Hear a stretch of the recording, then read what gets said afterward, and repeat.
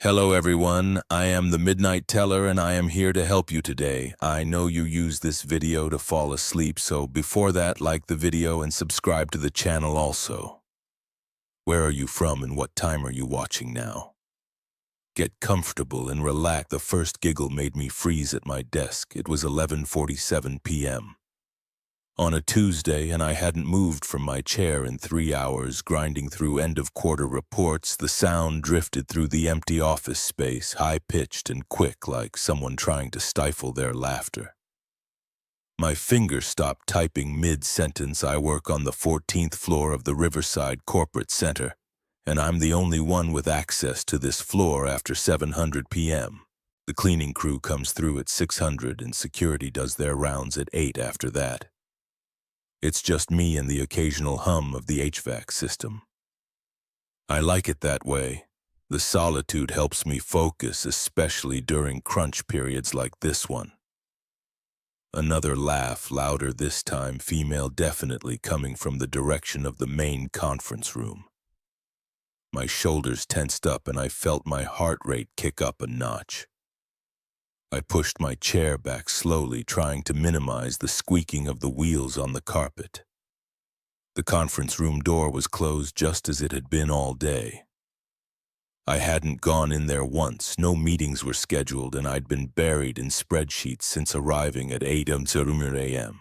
The blinds were drawn, blocking any view inside. A soft thud came from behind the door, followed by what sounded like whispering. My mouth went dry.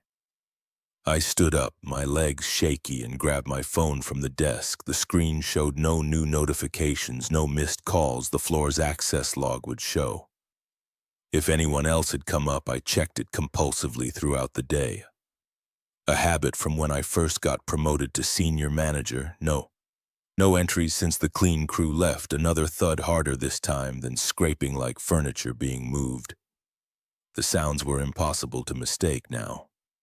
People were in that room, but I had the only keycard that worked on this floor after hours, and I'd been sitting 20 feet from that door for the past 15 hours. I walked toward the conference room, my shoes making soft sounds on the carpet. The motion-activated lights in the hallway blinked on harsh fluorescent, making me squint more. Whispers leaked through the door, too. Muffled to make out words, I pressed my ear against the cool metal surface just a little longer. A woman's voice, unfamiliar. A man, followed by another giggle. My hand shook as I reached for the door handle. I knew it would be locked. I checked it myself when the cleaning crew left, like I did every night. The handle turned with a click. It wasn't locked. I yanked my hand back like I'd been burned. The door handle had been ice cold, much colder than it should be. My breath came in quick bursts now, and sweat beaded on my forehead, despite the office's aggressive air conditioning. More movement inside, the scraping sound again, followed by a rhythmic tapping. My security training kicked in. I should call building security, let them handle this. My phone was still in my hand. Screen dark, I tried to unlock it, but my sweaty fingers kept slipping on the screen. The giggling stopped abruptly. Complete silence fell, broken only by my rapid breathing. Then 3 sharp knocks on the door right in front of my face. I stumbled. Backward, nearly falling, my phone clattered to the floor. The knocking came again, more insistent. The door handle began to turn slowly, deliberately. I ran. There's no shame in admitting it. I sprinted back to my desk, grabbed my laptop bag, and made for the emergency stairs behind me. I heard the conference room door open, the sound of it hitting the wall. Echoed through the empty office. Don't look back. That's what every instinct screamed as I shoved open the stairwell door. But I did look back, just for a second. The conference room door was wide open. The lights were off inside, but I could make out shapes moving in the darkness, more than 2. More than should be possible in that space, and they were flowing out of the room like smoke, but wrong, moving against gravity, spreading across the ceiling. I took the stairs, 3 at a time, nearly falling twice. My chest burned, but I didn't slow down until I hit the lobby. The night security guard looked up from his crossword puzzle, startled by my explosive entrance. "Everything okay?"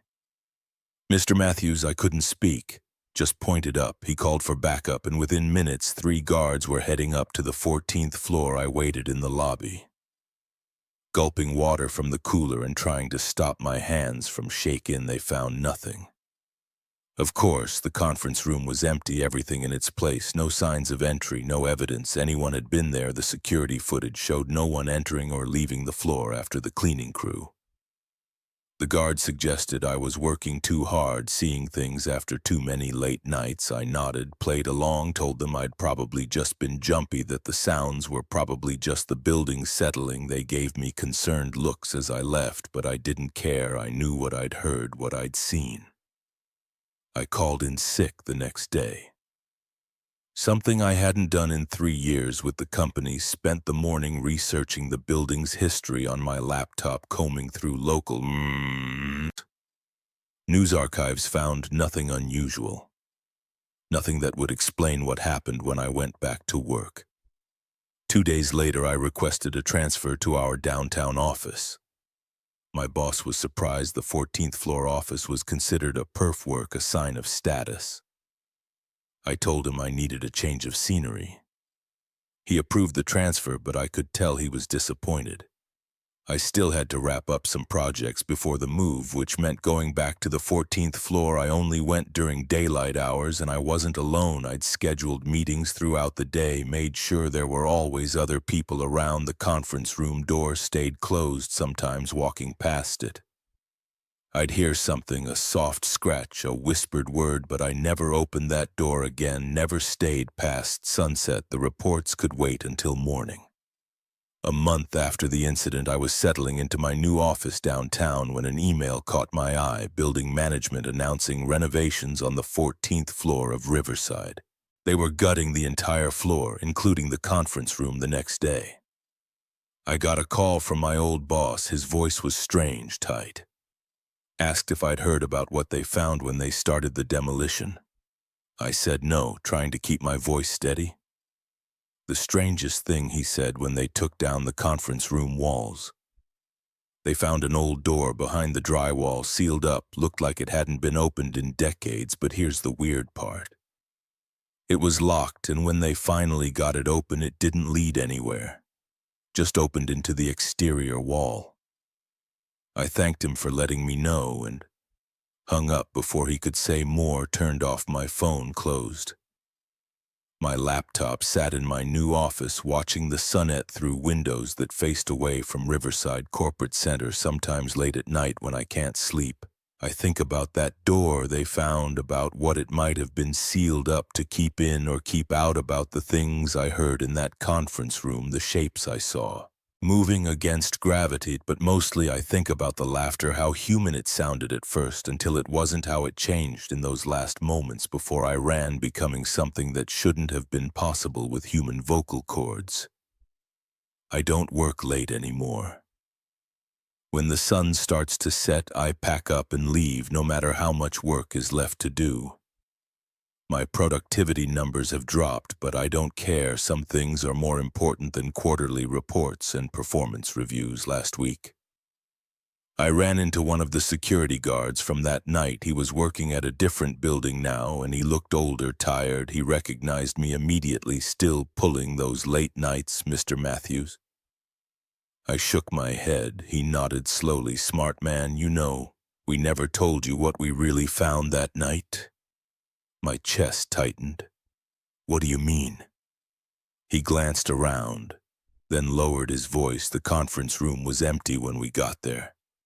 "Yeah, but the table, all the chairs around it were warm, like people had just been sitting in them, and on the whiteboard." He trailed off, rubbing his face. "What was on the whiteboard?" I asked.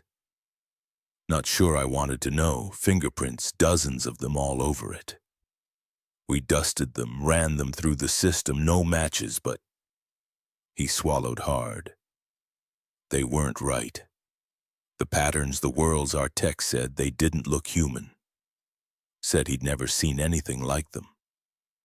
I thanked him and walked away quickly, trying not to run. That night I dreamed of the conference room, of the door handle turning, of shapes moving in darkness, of laughter that started human and became something else. I woke up at 3:00 a.m., drenched in sweat, with a familiar sound echoing in my ears.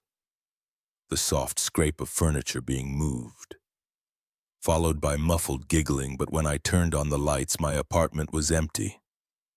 The sounds were just in my memory, or at least that's what I tell myself. I saw in the paper yesterday that they're tearing down Riverside Corporate Center. Something about structural issues, the foundation being unstable. They're starting with the upper floors and working their way down. I wonder if they'll find more sealed doors, wonder what might come out when the walls come down. But I won't be watching to find out. I've accepted a job in another city as far from Riverside as I could get. My new office is in a modern building. All glass and steel with no hidden space, are sealed rooms still. I make sure to leave before dark. Some habits are worth keeping, and sometimes when I'm alone in a quiet room, I catch myself listening. Listening for the sound of laughter, for the scrape of furniture, for knocks on doors that should be locked. But mostly I try not to think about that night on the 14th floor, about what might have happened if I'd opened that conference room door when the handle started to turn, about what I might have seen if I'd stayed just a few seconds longer. Some questions are better left unanswered, some doors are better left closed, and some rooms like that conference room on the 14th floor are better left undisturbed, no matter what sounds come from behind their doors late at night when you think you're alone in the building, but you're never really alone, not in places like that. I know that now. The first thud came at 2:47 a.m. I know because I checked my phone thinking it might be the neighbors, but this building was too new to have neighbors. I'd moved in just 2 weeks ago, and so far I was the only tenant on the entire 7th floor. Another thud followed by what sounded like shuffling footsteps in the hallway. My TV was off. The AC had cycled down in that artificial silence of a new building. Those sounds shouldn't exist. I put down my laptop and stood up from my desk. The footsteps continued slow and uneven, like someone dragging their feet across the carpet. Then came the voices, muffled, indistinct, but definitely human. At least 2 different ones, speaking in low tones I couldn't make out through the door. The rational part of my brain said it had to be maintenance workers or security doing late-night checks. But at this hour, in a building that was still mostly empty, I walked to my front door and pressed my ear against it. The voices were clearer now. A man and a woman, their words still too garbled to understand. They sounded agitated, speaking in quick, sharp bursts. My hand hovered over the doorknob. I'm not usually the type to investigate strange noises in the middle of the night. I've seen enough horror movies to know better. But this was my floor, my home. I had a right to know what was happening out there. I opened the door as quietly as possible. Just a crack at first. The hallway lights were on their usual dim night setting, casting long shadows across the beige carpet. The voices had stopped, opening the door wider. I stepped into the hallway, empty. The cream-colored walls stretched in both directions, unmarked by any decorations or signs. The building was too new for those touches. Just a long row of identical dark wood doors, all of them vacant units except mine, the elevator. Ator was about 30 feet to my right. Its digital display caught my attention immediately. The numbers were flickering rapidly, jumping between different floors in a way I'd never seen before. As I watched, it settled on 7, my floor. But the light behind the number pulsed erratically like a fluorescent bulb about to die. I walked toward it slowly. My bare feet made no sound on the new carpet, but I could feel how cold it was through my socks. The air in the hallway was several degrees cooler than my apartment, which didn't make sense since the building's climate control system was supposed to be state-of-the-art. When I got within 10 feet of the elevator, I heard it.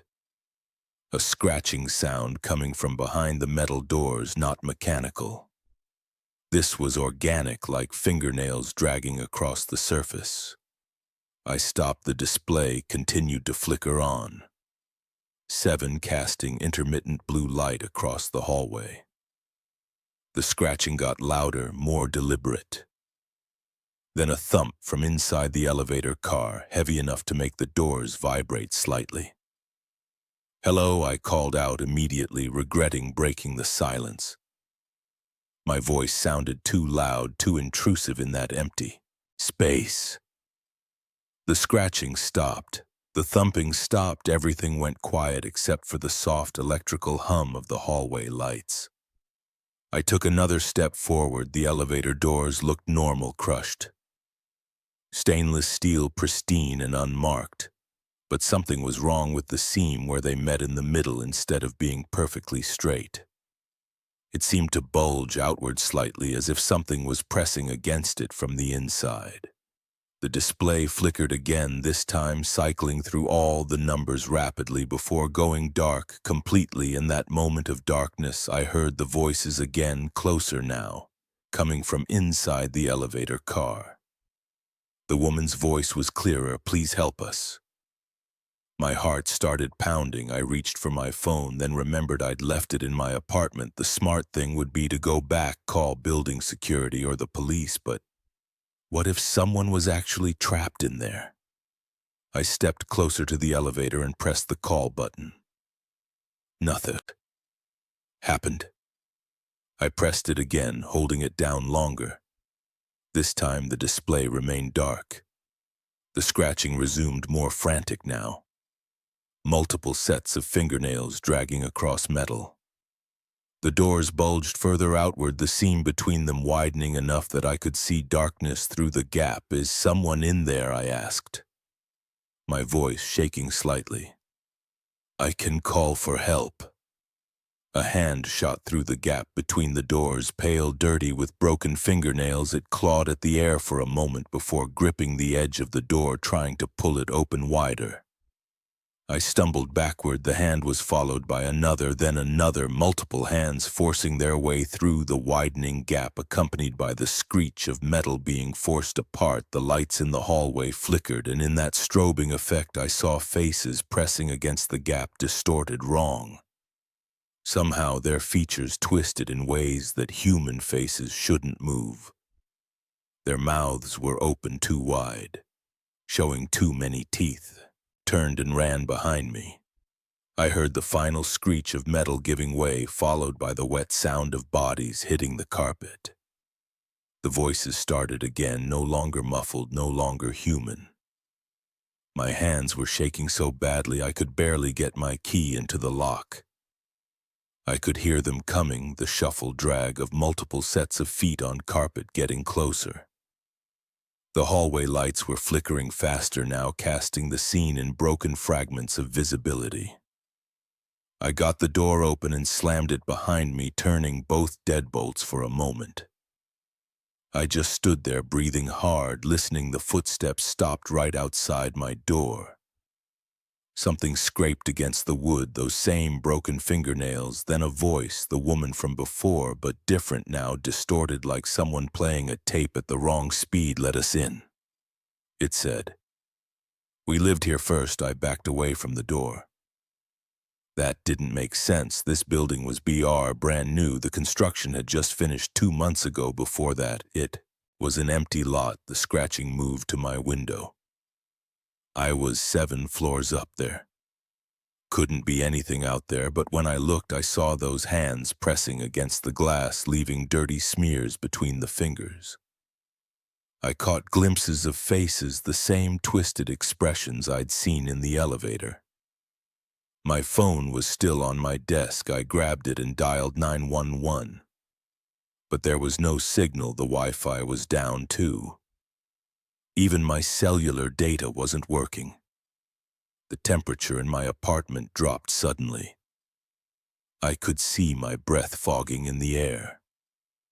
The scratching was at both the door and windows now, and other sounds were joining it.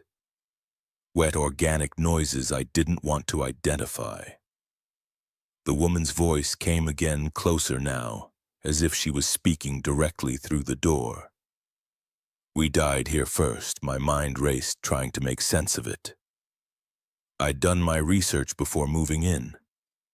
This was newly developed land never built on before the construction company had broken ground just last year. Unless I pulled up the building's website on my laptop, thankful I still had the page loaded in my cache. I scrolled through the development history looking for anything I might have missed there, and a small note near the bottom site of the former Westbrook Apartments demolished 1986 following structural collapse. 27 residents lost. A crack appeared in my window, spreading like a spider web from where one of the hands pressed against it. The door's hinges were starting to bend inward, metal groaning under impossible pressure. I ran to my bedroom, slamming and locking that door too. My hands were numb from the cold. The temperature must have dropped another 20 degrees in the last minute. The outer door finally gave way with a crash. I heard them entering my apartment, the drag of feet, the sound of furniture being knocked over.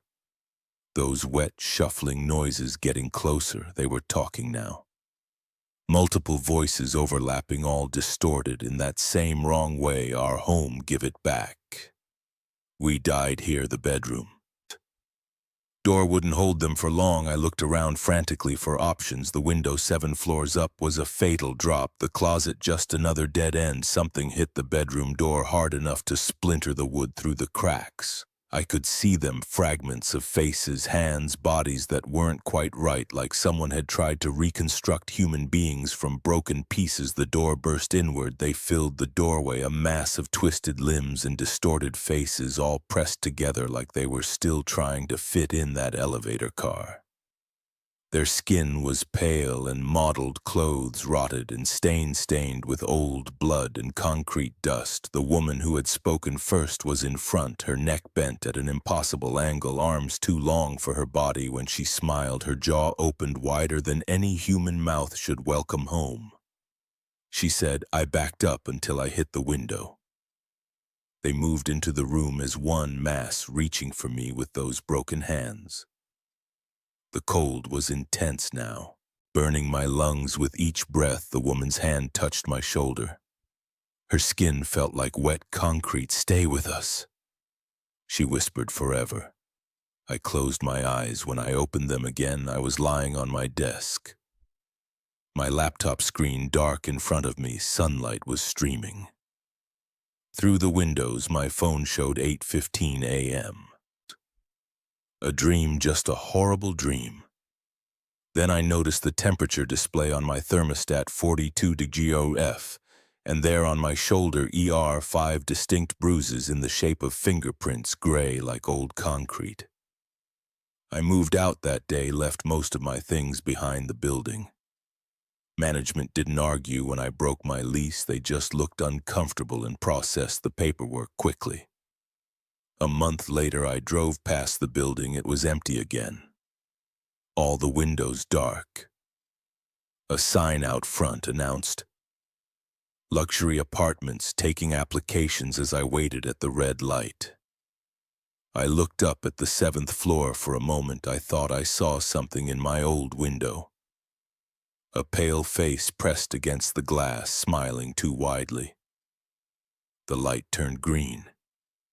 I drove away and never looked back, but sometimes late at night I still hear those voices, and when I'm in an elevator I watch the floor numbers carefully, holding my breath until they stop exactly where they're supposed to, because sometimes they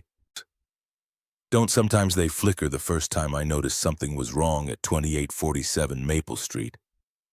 I dismissed it, just another boring foreclosure inspection, I told myself. But now, 3 weeks later, I'm questioning everything I know about reality, and I'm afraid to go back there tomorrow. I've been a real estate agent for 15 years. Foreclosure inspections are routine. Check the property condition, document any damage, make sure it's secure. Usually it's just sad. Empty houses with bad memories. This one looked the same at first, a typical 1960s ranch-style home in a declining neighborhood. Tan brick exterior, overgrown yard, storm door with peeling paint. The bank had taken possession after the owners defaulted and they needed monthly inspection reports. That first visit was completely normal. I used the lockbook's key, did my usual walkthrough with my tablet, taking photos and notes. 3 bedrooms, 2 baths, dated kitchen with cheap laminate counters. Musty smell from being closed up all. The light switches were down in the off position, which was standard. I always check every switch to make sure the electricity is still on. The white vinyl blinds were all raised up, letting in what sun they could through grimy windows. Nothing unusual. I finished my inspection in about 45 minutes, submitted my report, and didn't think about the house again until my next scheduled visit. 4 weeks later, that's when things got strange. Everything looked the same from the outside. I unlocked the front door, stepped in, and immediately noticed something different. A faint floral scent like women's perfume, not overwhelming. Just a subtle sweetness in the air. I figured maybe the bank had shown it to a potential buyer, but when I checked the lockbox history later, there were no other entries in the living room. I found the first real discrepancy. I distinctly remembered raising all the blinds during my initial inspection. It's part of my routine to let in natural light, but now 3 of the 4 windows had their blinds fully lowered. I made a note to mention it in my report, assuming someone had been in the house. Even though the locks were secure, then I noticed the light switches in the kitchen. The wee switch by the door was flipped up instead of down. I was absolutely certain I'd left all switches in the off position. It's a habit ingrained from years of inspections, a safety issue, making sure everything's off when the house is vacant. I started checking all the switches systematically. 4 more were in the up position: dining room, hall, master bedroom, and garage. My pulse quickened as I documented each one. The house was supposed to be empty. The locks hadn't been touched, but someone or something had been flipping switches. I finished my inspection as quickly as I could while still being thorough. Just before leaving, I deliberately turned every switch down and raised all the blinds. I took photos to document the positions. I wanted proof for my next visit. That was 2 weeks ago. I had to do an extra inspection because the bank was considering an offer. When I arrived, my stomach dropped. All the blinds I had raised were lowered again. 6 light switches were up, and that perfume smell was stronger, definitely floral, like jasmine or gardenia. I forced myself to go through the whole house. In the master bathroom, I found something that made my skin crawl, a wet spot on the counter by the sink about the size of a quarter. The water was fresh. I touched it with my finger to be sure while I was examining it. I heard a sound from somewhere in the house, like steps on carpet, very barely audible. I spun around, heart pounding. "Hello, anyone here?" My voice sounded thin and shaky. No response, just the hollow echo of an empty house. I practically ran through the rest of my inspection. Every creak of the floor made me jump. The air felt thick and heavy, like someone was watching me. When I finally got out to my car, I sat there for several minutes, hands trembling on the steering wheel. I requested to take it off the account. Told my supervisor I had too many properties already. She said no. "We're short-staffed and this is an important client. I have to go back tomorrow for the monthly inspection." This time I'm bringing back up Mike, another agent from my office. He thinks I'm being ridiculous, that there must be a logical explanation. Maybe he's right, but I know what I've seen and heard, and I can't shake the feeling that whatever is in that house is getting bolder. I'm sitting in my home office now, looking at the inspection photos on my laptop. The pictures show everything exactly as I described. Blinds up, switches down. Tomorrow we'll see what's changed. Part of me hopes Mike witnesses something too, so I know I'm not crazy, but a bigger part hopes everything is completely normal. My phone just buzzed a text from Mike confirming tomorrow's inspection at 10 a.m. As I read it, I caught a whiff of something in the air, something floral, like jasmine. I turned around slowly, expecting, I don't know what. Nothing was there. Just my imagination has to be.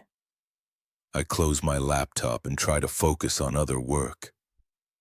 But my mind keeps drifting back to 2847 Maple Street, to those light switches that keep flipping up when no one's there, to that fresh water on the bathroom counter, to those soft footsteps I heard or thought I heard tomorrow. I'll know more tomorrow. I'll have backup tomorrow. We'll document everything thoroughly, but right now, in the growing darkness of my office, I'm struggling to find a rational explanation for what's happening in that empty house. The next morning, dawn's gray and cold. Mike meets me in the office parking lot, travel mug of coffee in hand, looking annoyingly cheerful, ready to go. Ghost hunting, he jokes, sliding into the passenger seat of my car. Just help me do a thorough inspection, I say, and pay attention to. Anything unusual, the drive takes 20 minutes. I fill Mike in on the details, the perfume smell, the switches, the wet counter, the footsteps. He nods politely, but I can tell he's skeptical. That's fine. I was skeptical too at first. We park in front of 2847 Maple Street. The house looks exactly the same as always. Boring, ordinary, empty, dead leaves scatter across the unmowed lawn. The storm door creaks in the wind, spooky, Mike says with a grin. I ignore him and get the lockbox key inside. The first thing I notice is the smell, stronger than ever, unmistakably floral. Mike notices it too. His smile fading slightly. Perfume, he says. Weird in an empty house, told you. I start checking the blinds while Mike photographs the rooms. Every single blind is down, even though I distinctly remember raising them 2 weeks ago. The light switches are next. I count them as I go. Switches in the up position more than ever before. Mike, I call out, come look at this. I show him how many switches are flipped. I turned all these off last time, took photos to prove it. He frowns. Could be an electrical issue, old wiring, faulty switches all turning themselves on at the same time in different parts of the house. He shrugs, but I can tell he's unsettled. We move through the house, methodically documenting everything in the master bathroom. The counter is dry this time, but there's something new. A fine layer of dust on everything except a circular clean spot by the sink, exactly where I saw the water.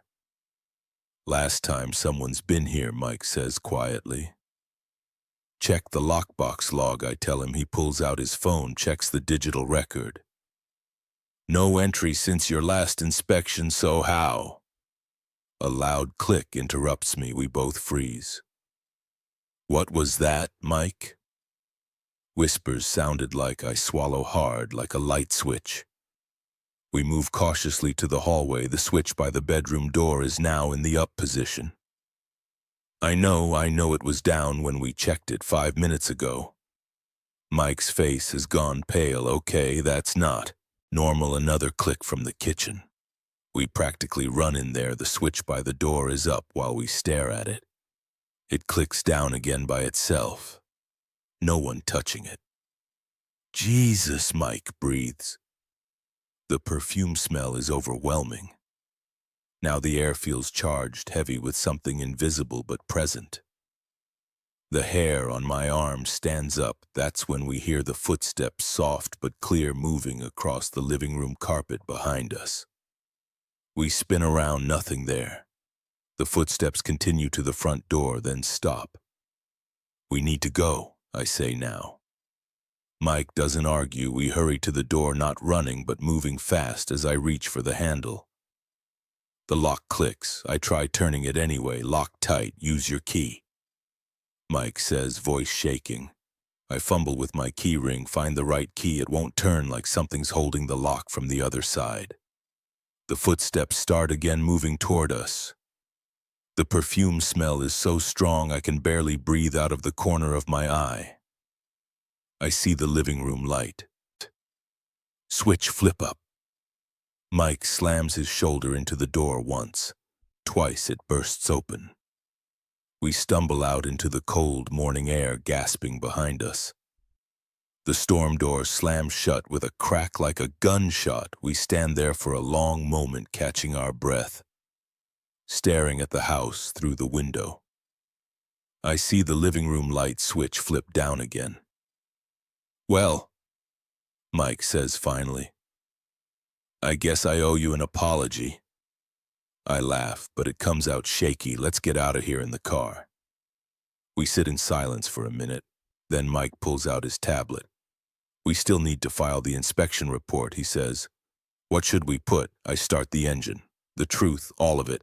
Let the bank figure it out. They'll think we're crazy probably, but we have photos, video, 2 witnesses, and we're both experienced agents with good reputations." He nods slowly. "Yeah, okay." He starts typing, then pauses. "Hey, that perfume smell reminded me of something. I looked up the previous owners earlier. It was a foreclosure after the owner died. A widow named Margaret Wilson lived there alone. For 20 years after her husband passed, died in the master bedroom last year." My hands tighten on the steering wheel. Let me guess, she wore floral perfume according to the estate sale listing. They sold several bottles of vintage jasmine perfume. I pull away from the curb, resisting the urge to drive faster than necessary in the rear-view mirror. 2847 Maple Street grows smaller just before it disappears from view. I swear I see one of the blinds raise up just a few inches, like someone is peeking out. I file my report that afternoon, documenting everything in detailed professional language. The bank will probably take us off the account, maybe even question our confidence. I don't care. I'm done with 2847 Maple Street, but that night, sitting in my home office again, I find myself scrolling through photos of the house. Something catches my eye in one of the living room shots, a faint blur in the corner like a human figure. I zoom in, trying to make it clearer. Suddenly, my desk lamp flicks off. A familiar floral scent drifts through the air. I close my laptop, grab my keys, and leave. I'll work from the office tomorrow. Some cases I'm learning are better left to someone else. Let the bank send another agent. I'm sure Margaret will find creative ways to make them feel welcome. As I drive away, I check my rear VW mirror out of habit for a moment. I think I see something in the back seat, a blur, a shadow, a hint of movement. But when I look again, it's gone. Just my imagination has to be right.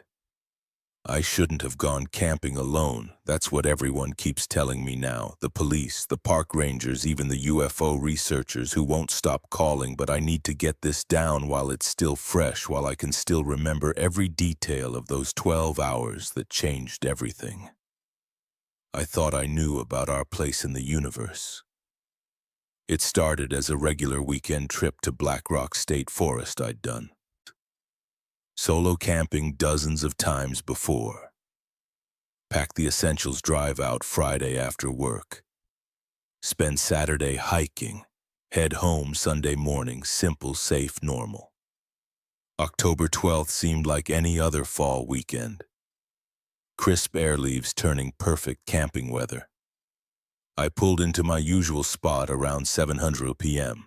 Just as the sun was setting. It's a secluded clearing about 2 miles from the main campground, accessible by a narrow dirt road. I'd found it 3 years ago and kept coming back. The rangers knew me and my Toyota 4Runner by now. Going to your secret spot again. Mark, they joke at the check-in station. I like the solitude, the quiet, no RVs, no loud families, no college kids with their music, just me. My tent in the woods setup was routine. I've done it so many times I could probably pitch that tent blindfolded. Coleman Tware's dome tent, though, I only need half the space, ground tarp down first. Stakes in, solid rainfly secure just in case I had the whole camp ready in 20 minutes. Tent camp chair, small fire pit. The temperature was dropping fast as night fell, so I got a fire going right away. Nothing big, just enough to cook dinner and keep warm. I heated up some chili ID brought from home. Ate it straight from the pot with a plastic spoon while I watched the stars come out. The sky was incredibly clear that night. No moon, no clouds, just an endless field of stars scattered across the darkness. I could see the Milky Way stretching overhead, something you never get in the city. The first strange thing I noticed was around 10 p.m. I was about to bank the fire and turn in when I saw what looked like a satellite moving across the sky, except it wasn't moving in a straight line like satellites do. This light zigzagged, making sharp turns that should have been impossible for anything in orbit.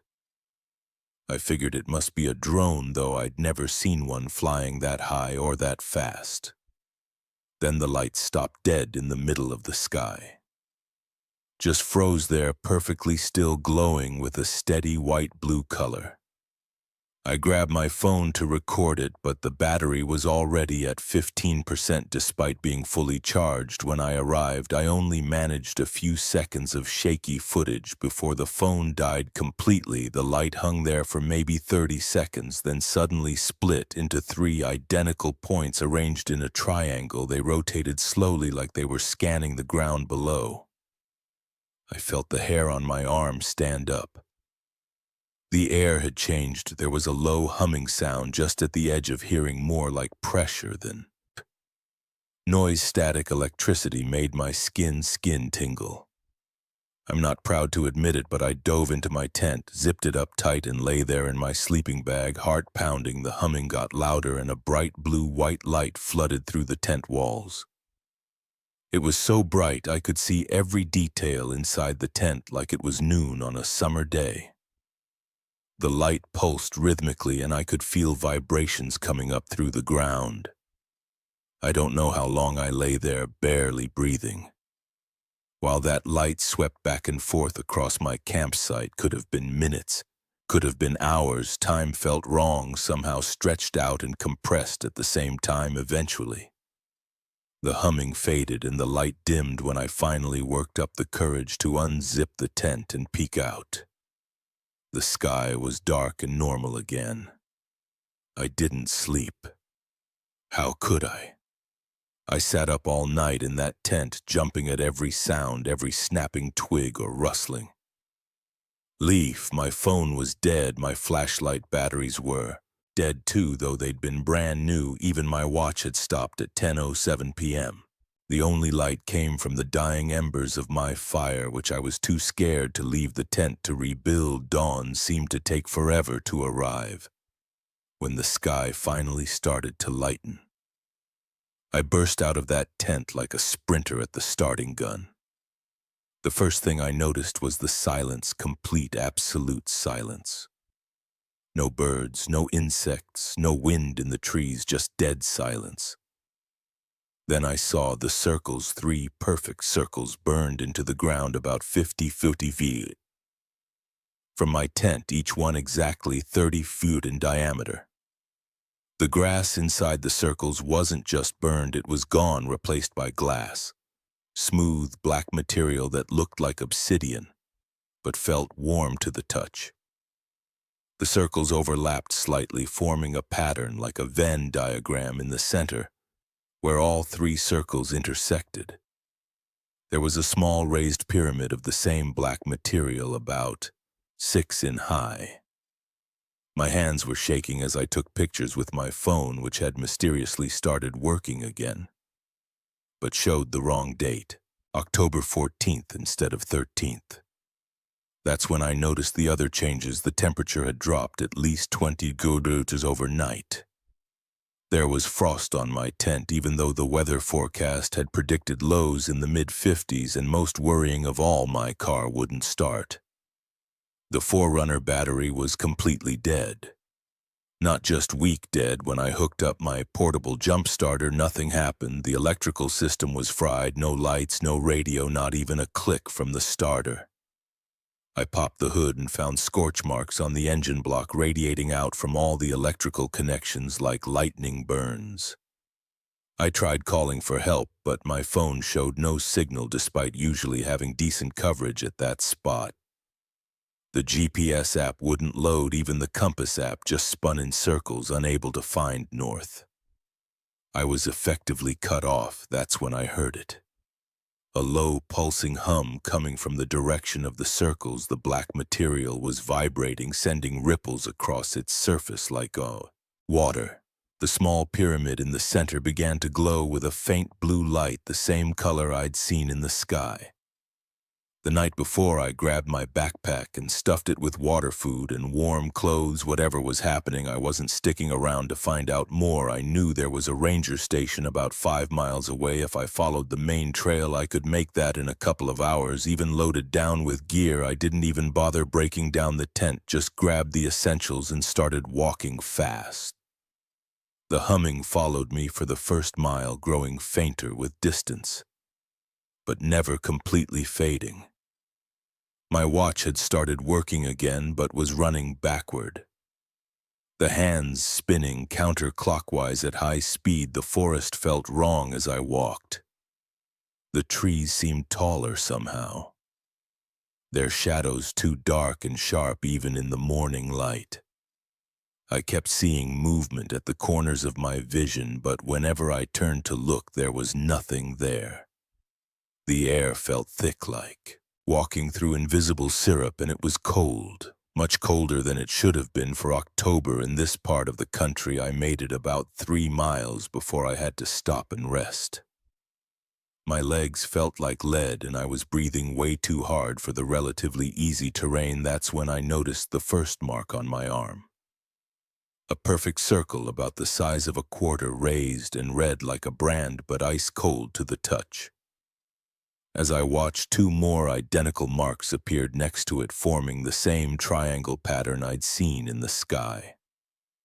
I dropped my pack, and ran like hell through those woods, branches whipping my face, roots trying to trip me with every step. The marks on my arm were spreading, multiplying in geometric patterns down to my wrist and up past my elbow. Each new circle brought a wave of cold that seemed to sink right into my bones. I don't remember much about the last mile to the ranger station. My vision was blurry, my thoughts scattered. I remember the ground seeming to ripple under my feet like waves on water. Remember the trees bending away from me as I passed, their branches twisting into impossible shapes. Remember the sky turning that same bright blue-white color I'd seen the night before, though my phone's camera showed normal blue when I tried to photograph it.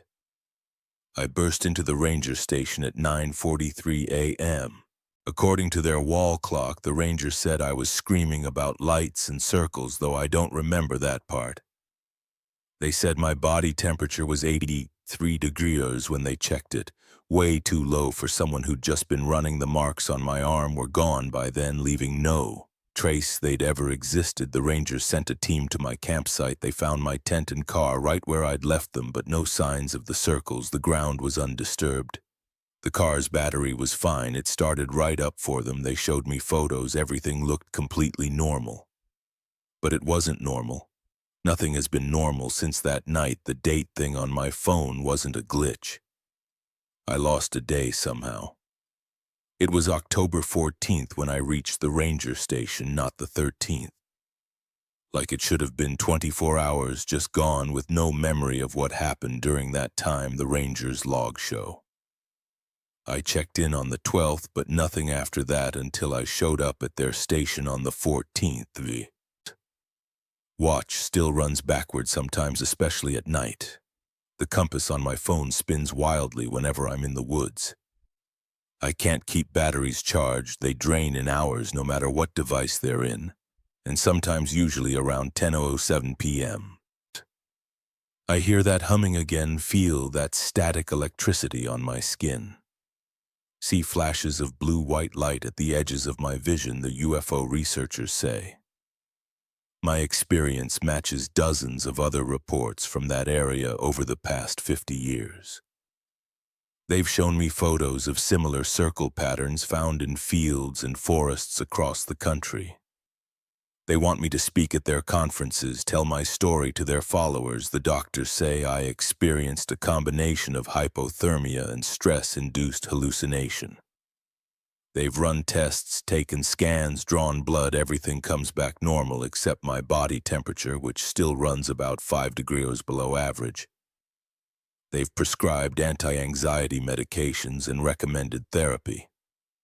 The police filed a report but didn't investigate further. No crime was committed, no property was damaged, no one was hurt, just another weird story from the woods. But I know what I saw, what I felt, what happened to me out there was real. Whatever it was, the marks on my arm may be gone, but I can still feel them sometimes. 3 cold circles forming a perfect triangle, pulsing in time with that distant humming that never completely goes away. I haven't been camping since that night. Haven't even been able to stay outdoors after dark. The stars don't look the same to me anymore when I look up at that vast field of lights. I can't shake the feeling that something up there is looking back, watching, waiting. My tent and sleeping bag are still in the garage, gathering dust sometimes. I think about burning them, erasing every reminder of that night, but I keep them as evidence. Proof that I'm not crazy, that it really happened. The rangers say that clearing is still there, still accessible by that narrow dirt road, still empty and quiet, waiting for the next camper looking for solitude. I wonder if they'll see the lights too, if they'll find the circles, if they'll lose a day like I did. I wonder if they'll believe what they see or if they'll convince themselves it was all in their head, like everyone wants me to do, like I've tried and failed to do every day since it happened, because the hardest part isn't the memories or the lingering effects or even the fear. The hardest part is knowing that something impossible happened to me out there in those woods. Something that changed me in ways I still don't understand. And I'll never know it, exactly what it was or why it chose me. All I know for sure is that I'm not the same person who pitched that tent on October 12th. That person believed he understood how the world worked, believed in rational explanations and natural laws, believed he was alone in that clearing now. I know better. Now I know we're never really alone out there. And sometimes when the stars are bright and that humming starts up again, I catch myself watching the sky, not with fear anymore, but with anticipation, waiting to see those lights again, waiting for answers to questions I'm not even sure how to ask, but mostly waiting to find out what those 12 missing hours cost me. What part of myself I left behind in those 3 perfect circles, and what, if anything, took its place. I found the photograph of at the bottom of a cardboard box marked Kitchen 20. It was wedged between my old coffee maker and some chipped mugs. That was impossible. I'd packed that box myself 3 years ago. And I'd never seen this photo before in my life, but the faces staring back at me made my stomach drop. The picture showed a family of 4, standing in front of a red brick house. The father wore a brown leather jacket that looked exactly like the one hanging in my closet at home. The mother had long dark hair pulled back in a ponytail, just like Sarah used to wear hers before the divorce. The 2 kids, a boy and a girl, looked around. 8 and 6 deep scratches ran across their faces like someone had tried to erase them. I sat down hard on the concrete floor of my storage unit, ignoring the dust and grime. Unit 247 had been my dumping ground for the past 5 years, ever since Sarah and I split up, and I had to downsize to a 1-bedroom apartment now. Now the facility was being demolished for condos and I had 48 hours to clear everything out. The temperature was dropping as evening approached. The fluorescent lights buzzed overhead, casting harsh shadows across the rows of identical rolling doors. I'd been here since morning, sorting through boxes, making piles for donation and trash. That's when I started noticing things that didn't belong to me.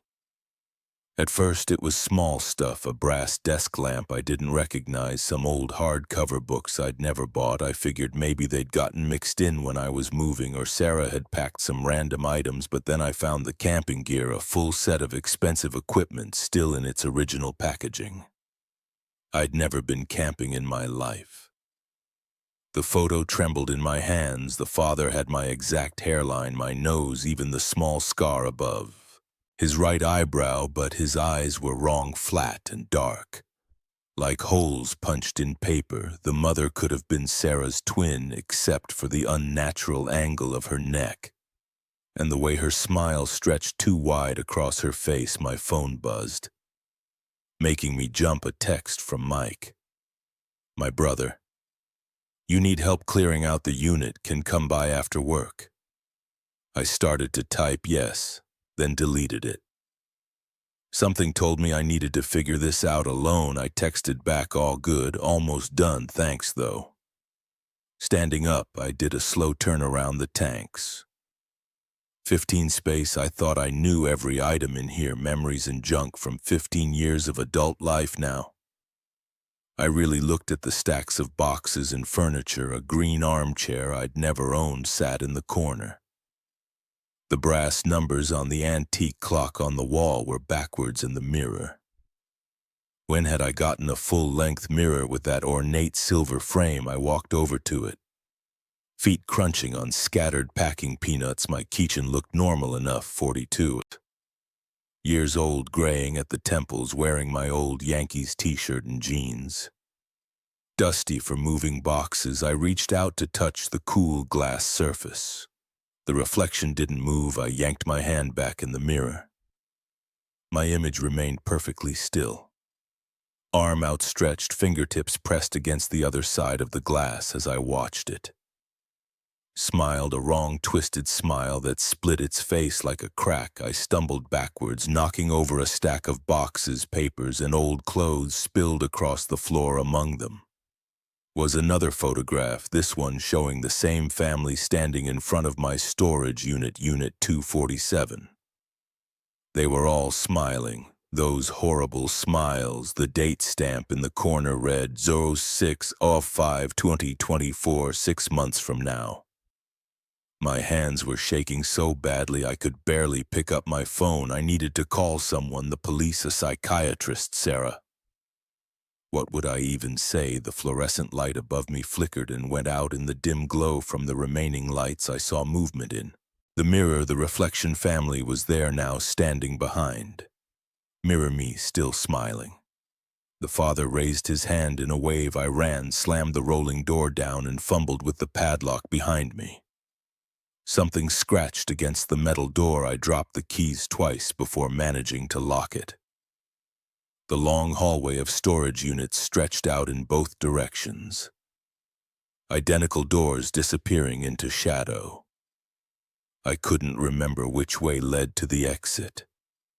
My breath came in short gasps that echoed off the concrete walls. A door rattled somewhere in the darkness, then another and another. The sound of rolling metal grew louder. Closer, like a wave of doors opening and closing. I picked a direction and ran. The emergency exit sign glowed red at the end of the hall, or was it just another reflection? The rattling followed me along with a new sound, footsteps out of sync with my own. And whispers too quiet to make out the words. I slammed through the emergency exit into the parking lot. The sun had set while I was inside my car. Sat alone under a flickering lamppost. I fumbled for my keys, pressing the unlock button repeatedly. The car chirped in the brief flash of the headlights. I saw them, 4 figures standing at the edge of the parking lot. A family, my family, but wrong. I dove into the driver's seat and locked the doors. The engine roared to life as I peeled out of the parking lot. I glimpsed them in my rearview mirror. They stood in a perfect line, waving goodbye with those twisted smiles. The father wore my leather jacket that was 3 days ago. I haven't been back to the storage facility, haven't been back to my apartment either. I've been driving, staying in cheap motels, paying cash. Every mirror I pass shows me something different.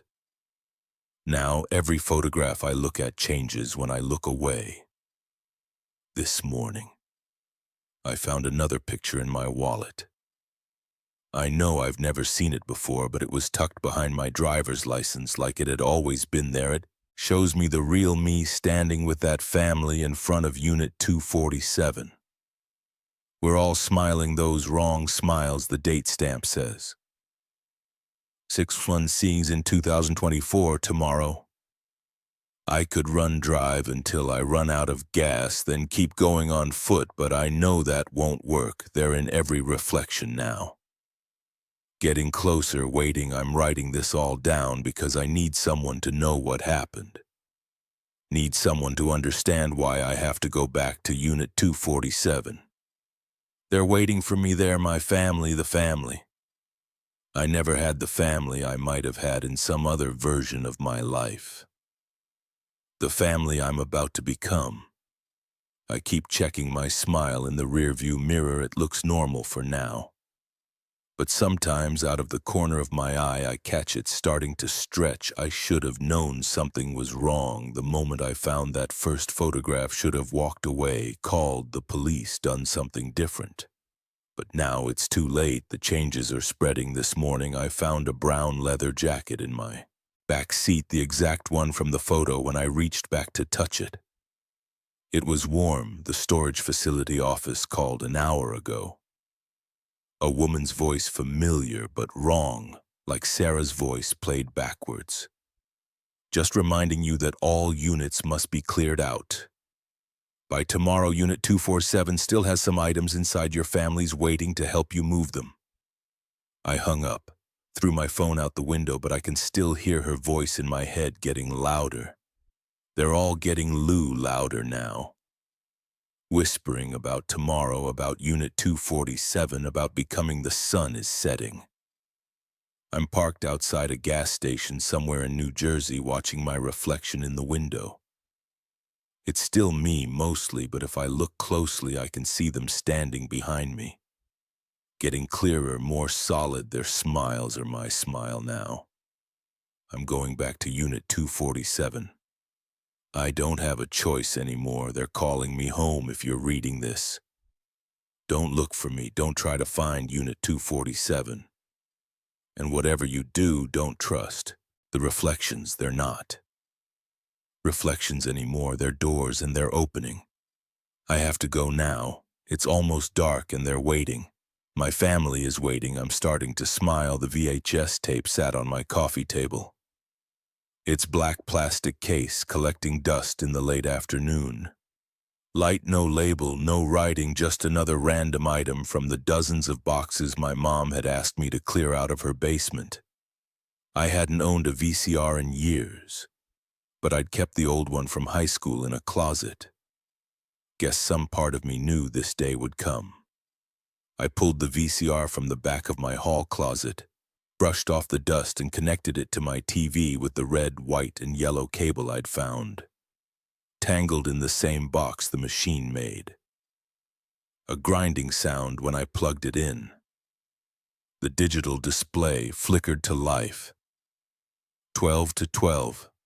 The 12. Cow, my hands were sweating as I pushed the tape in the mechanism, grabbed it with a mechanical. Where static filled the screen, then that deep blue background that screamed home video. The timestamp in the corner read 0615 to 1989. I was 7 years old. Then the image stabilized, showing our old backyard in New Jersey. The red swing set. My dad built the above-ground pool with its faded blue liner. But something was wrong there. I was running across the yard in my Ninja Turtles t-shirt, but behind me a dark shape moved. Not my shadow, the sun was directly overhead in the video. This was something else, a black mass that followed my movements, staying about 3 feet behind me at all times. I leaned closer to the TV. My throat tight. I didn't remember this day, not the swing set, not playing in the yard, and I definitely didn't remember that shape. The video jumped, typical of old home recordings, and now showed me sitting at our kitchen table, birthday cake. 8 candles. This must have been the next year, 1990. My mom was there, younger. Her hair still dark brown, dad filming, obviously, my little sister Tracy in her high chair.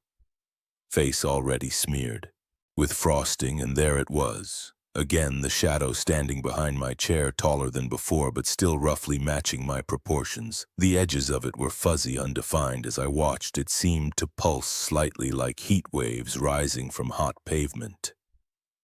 My chest felt tight. I hit pause, got up, and walked to the kitchen. My hands shook as I poured a glass of water. I drained it in 3 gulps, then gripped the edge of the counter until my knuckles went white. I didn't remember that birthday party either. Back in the living room, I hit play again. More birthdays, family picnics, Christmas mornings, years of my childhood played out in grainy video quality, and in every single frame that shadow stayed with me, growing as I grew, always just behind me, just over my shoulder. None of my family members seemed to notice it. They never glanced at it, never reacted when it moved. In one scene, my mom walked right through it while bringing out a plate of hamburgers at a backyard barbecue. I fast-forwarded through several minutes of static, and the next clear image made my stomach lurch. My 10th birthday party at Pizza Hut. I remembered this one. It was the first memory I could actually place. Red plastic booth. Paper plates, those cheap cardboard party hats, my friends from elementary school singing off-key around the table, but the shadow was gone. Every video after that point showed me normally, no dark shape, no mysterious presence. Just regular home movies of a regular kid growing up in suburban New Jersey. I rewound to the Pizza Hut scene and watched it again, frame by frame, the moment when I blew out the candles. There was something, a flicker of darkness at the edge of the frame, then nothing. My phone buzzed, making me jump. A text from my mom. "Find anything interesting in those boxes?" I stared at the message for a long time. My thumbs hovered over the keyboard. Finally, I typed Mom, who usually did the filming when we were kids. The 3 dots. Appeared immediately. Your father, mostly. You know how he was with that camera. Why? I hesitated again. Did we have a birthday party for me at Pizza Hut? When I turned 10 this time, the pause was longer. Yes, but you got sick. Remember high fever that morning? Almost had to cancel. You were so stubborn about still having the party, kept saying you weren't going to let it win. We thought you were just delirious from the fever. My hands went cold. I did remember the fever. 3 days in bed, oscillating between burning up and freezing dreams of something. Dark, dark and close, hovering over me, seeping into my skin. I texted back. Find any old photo albums when you were cleaning. Check the box marked photos. 8595 should be in there somewhere. I dug through the pile of boxes until I found it. The cardboard was soft with age. The marker faded inside, dozens of photo albums with sticky plastic pages. I grabbed the one labeled 1989 and started flipping. The photos matched the videos, every single shot of me before age 10 showed that shadow. Sometimes it was more defined, almost human-shaped. Sometimes it was just a dark blur, but it was always there, always following. My fingers trembled as I turned the pages. I called my mom. Hey, sweetie, getting nostalgic going through all that stuff, Mom. I need you to be honest with me. Was I different before I got sick that time before the Pizza Hut birthday? The silence on the other end stretched out when she spoke again. Her voice was careful. What do you mean different? Did I do things you couldn't explain, say things that didn't make sense? Did I ever talk about someone or something being with me? Another long pause. Why are you asking about this now, please, Mom? I need to know. She sighed. You were an unusual child, very intelligent. But you had what the doctors called an active imagination. You talked to yourself constantly, claimed you had a friend. That no one else could see. We thought it was normal at first. Lots of kids have imaginary friends. But yours seemed different. My mouth was dry. Different how you said it was always with you, that it had been with you since you were born, that it was teaching you things. She paused again. You used to tell us it was showing you places, other worlds.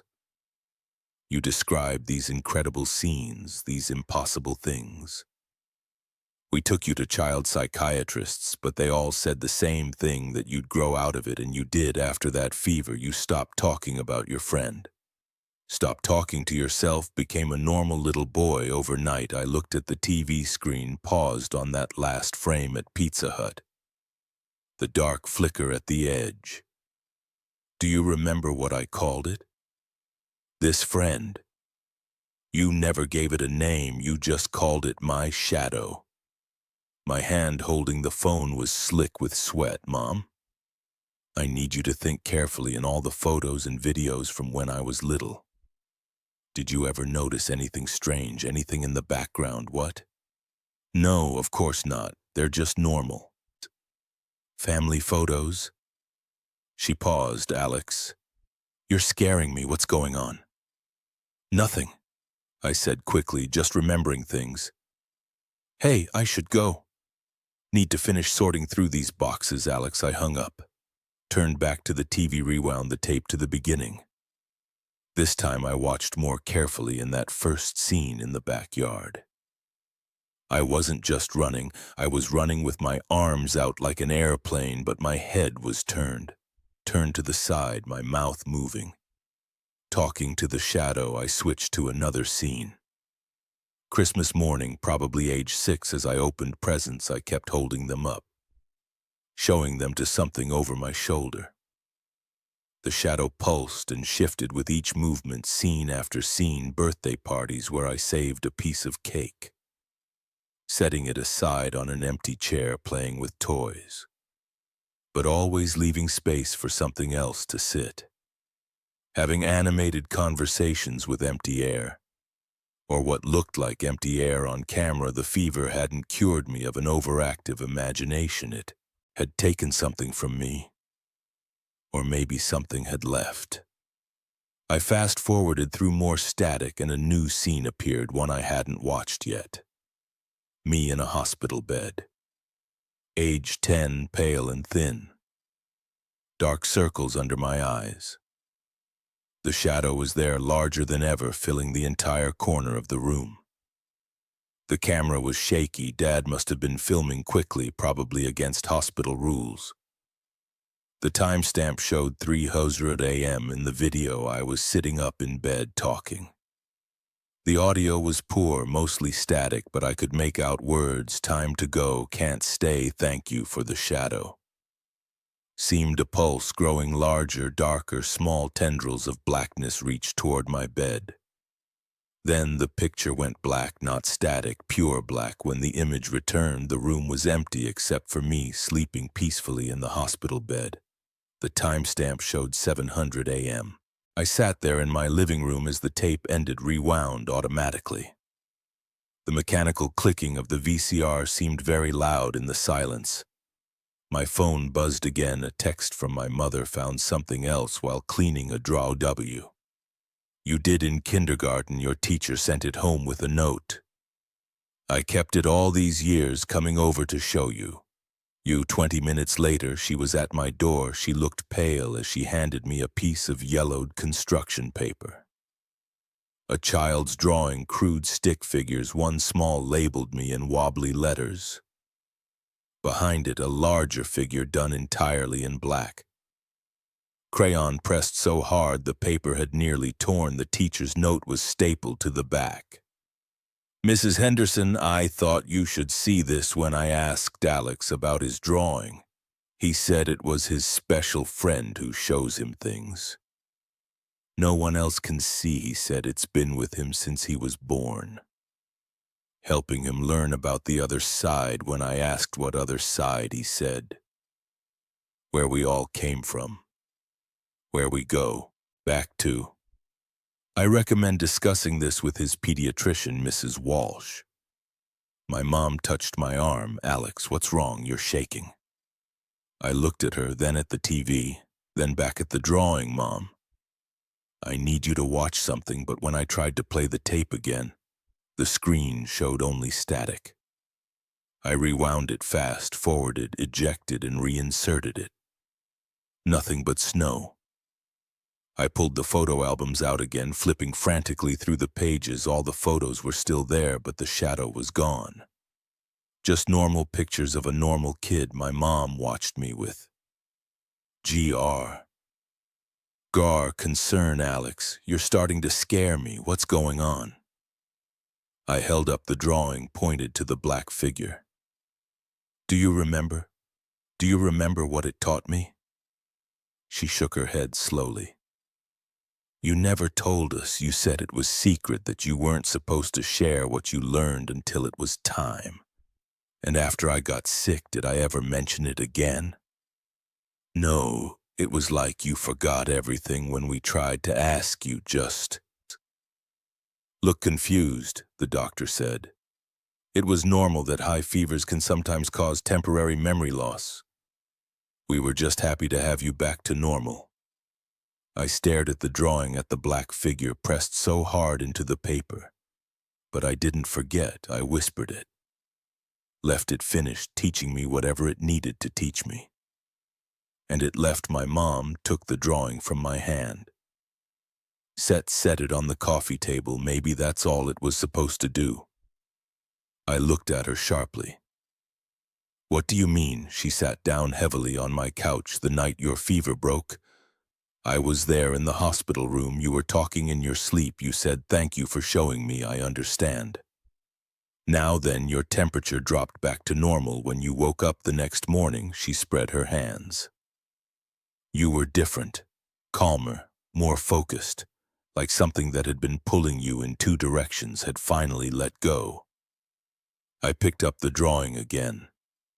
The black figure seemed to pulse under my fingers like it had in the videos, or maybe that was just my hands. Shaking, Mom? I said slowly. What if it wasn't an imaginary friend? What if something really was teaching me, showing me things? What kinds of things? I pressed my fingers to my temples, tried to remember. I can't, but there was something, a feeling like words on the tip of my tongue, like a door in my mind locked but not sealed behind it. Shadows moved. My mom stood up. Maybe some things are better left in the past. But as she turned to leave, I caught a glimpse of something in my peripheral vision. A darkness at the edge of my sight. When I turned my head, it was gone. That night I dreamed of shadows, of other worlds, of things I'd been shown, but made to forget until I was ready. And in the morning, when I looked in the mirror, I thought I saw something shift behind my reflection just for a moment. Just a flicker of darkness. I should have been terrified, should have run screaming from my own home, but instead I felt recognition, like seeing an old friend after for many years, like remembering something I'd always known, but had temporarily misplaced. The shadow had taught me things when I was young, things about the other side, about where we come from, where we return to. And maybe, just maybe, it was time for me to remember. I picked up my phone to call my mom, to tell her everything that was coming back to me, but when I reached for it, my hand passed through a patch of darkness that hadn't been there before. The shadow was back, and this time I was ready to learn. I didn't expect to end up at the Starlight Motel that night. The neon sign buzzed with half its letters burned out, casting a sickly red glow across the empty parking lot. My Ford had broken down 10 miles outside of Millbrook, Arizona, and this was the only place within walking distance. The night clerk barely looked up from his phone when I walked in. Just pushed a registration card across the scratched counter and muttered, $40 room. 214 smelled like stale cigarettes and cheap air freshener. The carpet was worn thin, revealing concrete underneath in patches near the bathroom door. A single queen bed took up most of the space, its brown bed spread decorated with cigarette burns. The TV was an old tube model bolted to a metal bracket on the wall. I locked the door, both the regular lock and the chain, as soon as I got inside. Force of habit from too many nights in places like this. The bathroom light flickered when I flipped the switch, revealing rust stains in the bathtub and a cracked mirror above the sink. I splashed some water on my face and stared at my reflection. 2 days of stubble, bloodshot eyes, wrinkled shirt. I looked exactly like the kind of guy who ends up in a place like this at midnight on a Tuesday, the bed. Read when I lay down, still fully dressed except for my shoes. I kept my wallet in my pocket and my phone on the nightstand screen facing up so the light would wake me if anyone called. The ceiling fan spun in lazy circles, making a clicking sound. Every fourth rotation, sleep came in fits and starts. The walls were thin enough that I could hear the couple arguing 2 doors down. The rumble of trucks on the highway, the ice machine grinding in the hallway. I dozed off sometime after 2 a.m. When the argument finally died down, the sound of metal scraping against metal jerked me awake in the darkness. I heard the distinct click of a key turning in the lock of my door. My heart slammed against my ribs. I lay completely still, eyes fixed on the strip of light under the door. A shadow moved across it. The lock mechanism turned with a heavy click. I rolled off the bed as quietly as I could, crouching on the floor between the bed and the wall. My phone was still on the nightstand. The door handle began to turn. The chain caught with a sharp clank through the 3-in gap. I saw a slice of hallway light and something moving in the shadows. The door pushed against the chain again, harder this time. The metal link stretched tight. Wrong room. I called out, my voice steadier than I felt. My hands were trembling. Sweat ran down my back. No response, just another push against the chain. I lunged for my phone, fumbling to dial 91. The screen was black dead. I knew I'd charged it. Before lying down, I jabbed the power button repeatedly. Nothing. The pushing stopped. Footsteps moved away from the door, growing fainter down the hallway. I stayed frozen in place, listening to my own ragged breathing in the darkness. Minutes passed. Maybe an hour. I didn't move from my spot between the bed and wall. Every sound, the ice machine doors closing, cars passing, made my muscles tense. When gray light finally started seeping through the threadbare curtains, I stood on shaky legs. My back ached from crouching for so long. I checked my phone again. Still dead. I approached the door slowly. The chain hung loose. Swinging slightly, the deadbolt was unlocked. I know I locked it. I always lock it. It's the first thing I do in any motel room, but there it was, turned to the unlocked position. I pressed my ear against the door. The hallway was silent, moving as quietly as possible. I turned the handle and opened the door a crack. The fluorescent lights buzzed overhead, illuminating the empty corridor. The worn carpet stretched in both directions, identical. Numbered doors on either side. I grabbed my shoes and wallet. Not bothering with the rest of my stuff, the hall was clear. I walked quickly toward the lock, looking straight ahead. Fighting the urge to run, the morning clerk was different from the night guy, an older woman with gray hair and reading glasses hung on a chain around her neck. She barely glanced up from her crossword puzzle when I approached the desk. "Everything okay with your room, sir?" she asked in a bore tone. "Someone tried to get into my room last night," I said. "They had a key." She looked up, then frowning slightly. "That's not possible. We only make one key per room, and you had yours. I'm telling you, someone tried to unlock my door at 3:00 a.m. The deadbolt was unlocked this morning, sir. All our keys are accounted for. Maybe you forgot to lock it." I didn't forget my voice. "Rose," I forced myself to take a deep breath. "Look, can you just check if anyone else was issued a key to room 214? She sighed and turned to her computer, typing slowly with 2 fingers. "No other keys issued, and the electronic log shows no entries after you checked in at 11:47 p.m. Electronic log. All our keys are electronic now. Every time one is used, it's recorded in the system." She turned the monitor toward me. A simple spreadsheet showed room numbers and timestamps. The last entry for 214 was indeed my check-in. "That's impossible. I heard someone try to unlock my door. The deadbolt was turned." She shrugged. "System doesn't lie, sir.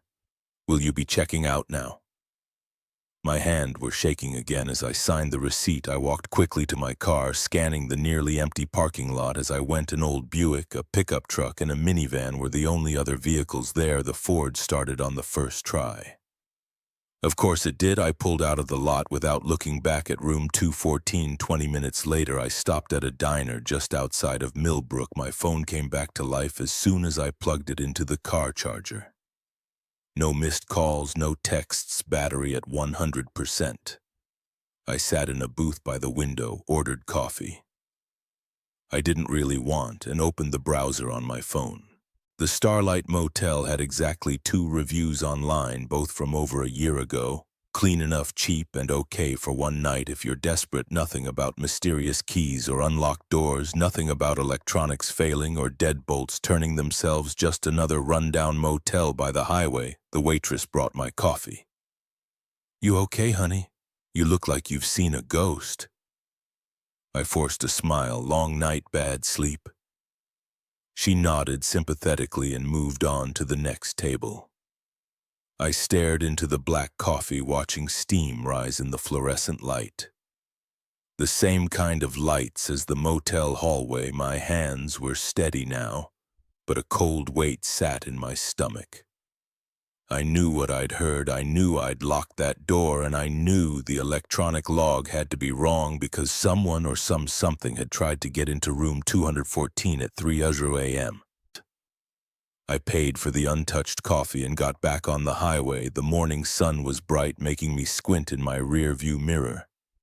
I could just make out the faded sign of the Starlight Motel growing smaller as I drove west. Days later, I was back home in Nevada, trying to convince myself it had all been some kind of waking dream brought on by exhaustion. I almost had myself believing it until I got the call. It was the Millbrook Police Department. They wanted to know if I'd noticed anything unusual during my stay at the Starlight Motel, specifically if I'd heard any disturbances in the middle of the night. "Someone tried to get into my room," I said, "around 3:00 a.m. They had a key." A long pause on the other end. "Sir, what room were you in?" 214. Another pause. "And you're sure about the time, 3 a.m. "Yes." "Why, what happened?" The detective's voice was carefully neutral.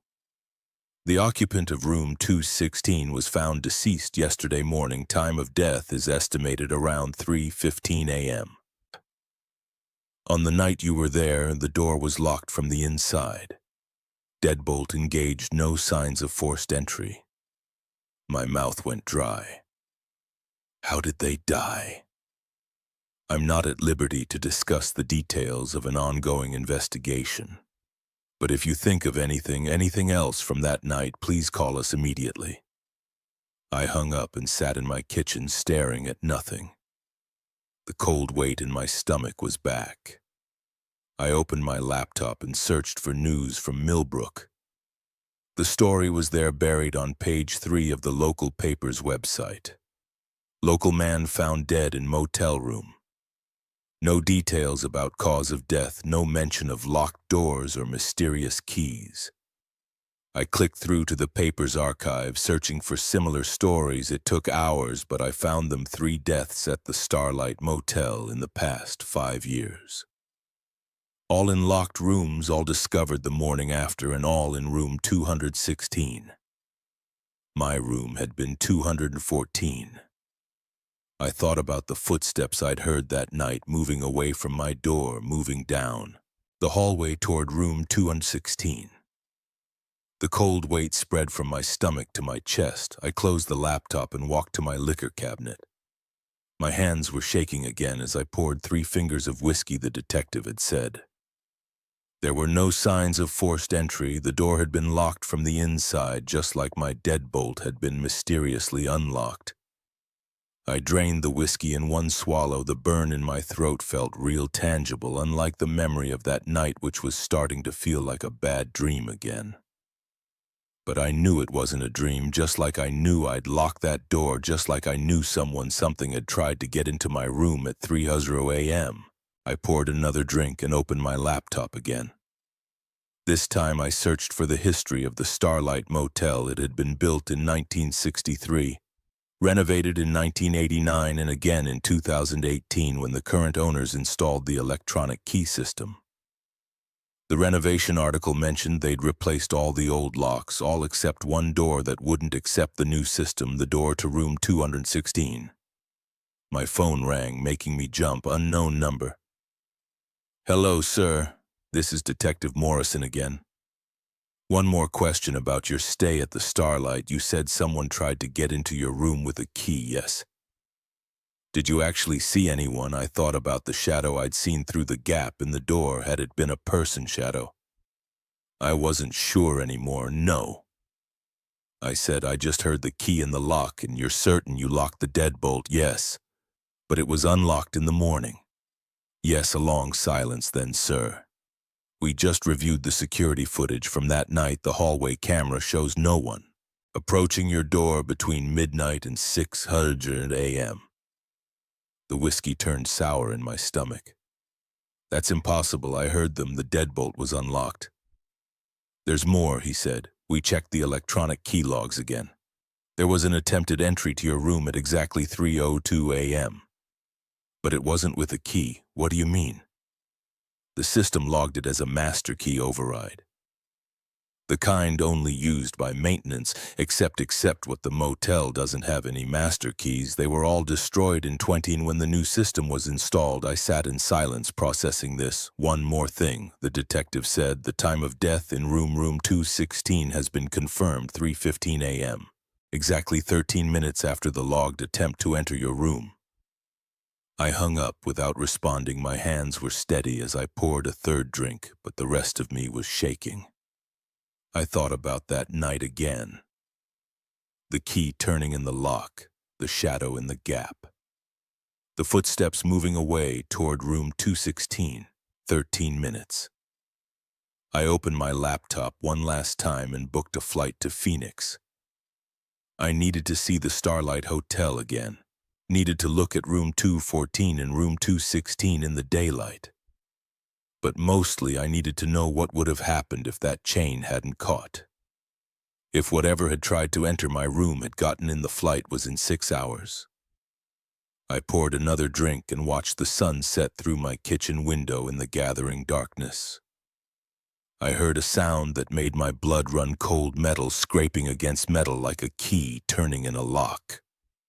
I turned slowly toward my front door. The deadbolt was locked.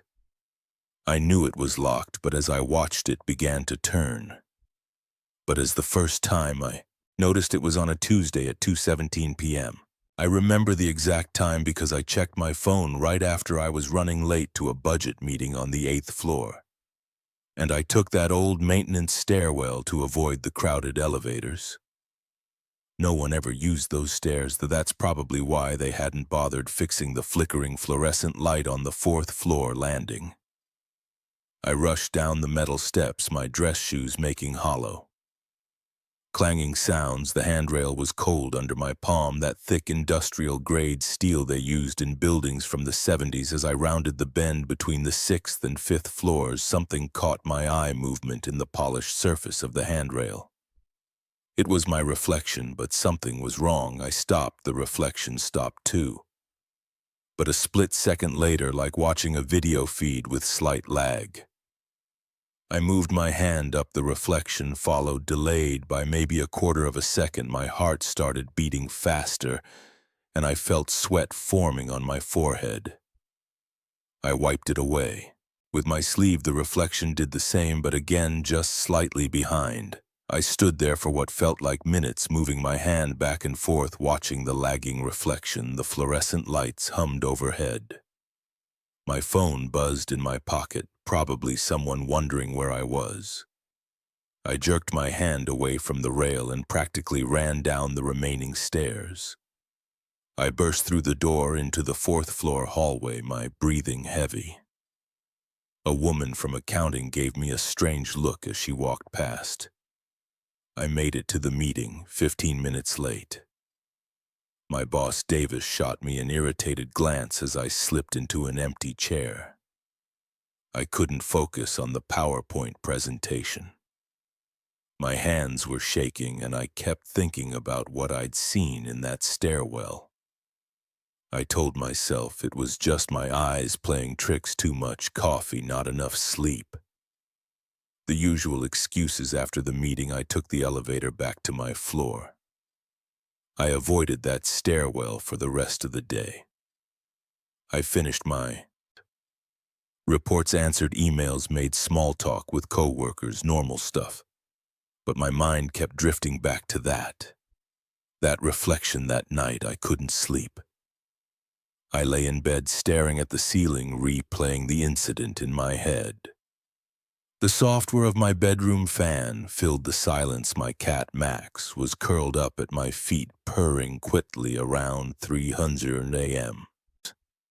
I grabbed my phone and started researching reflection delays and optical illusions.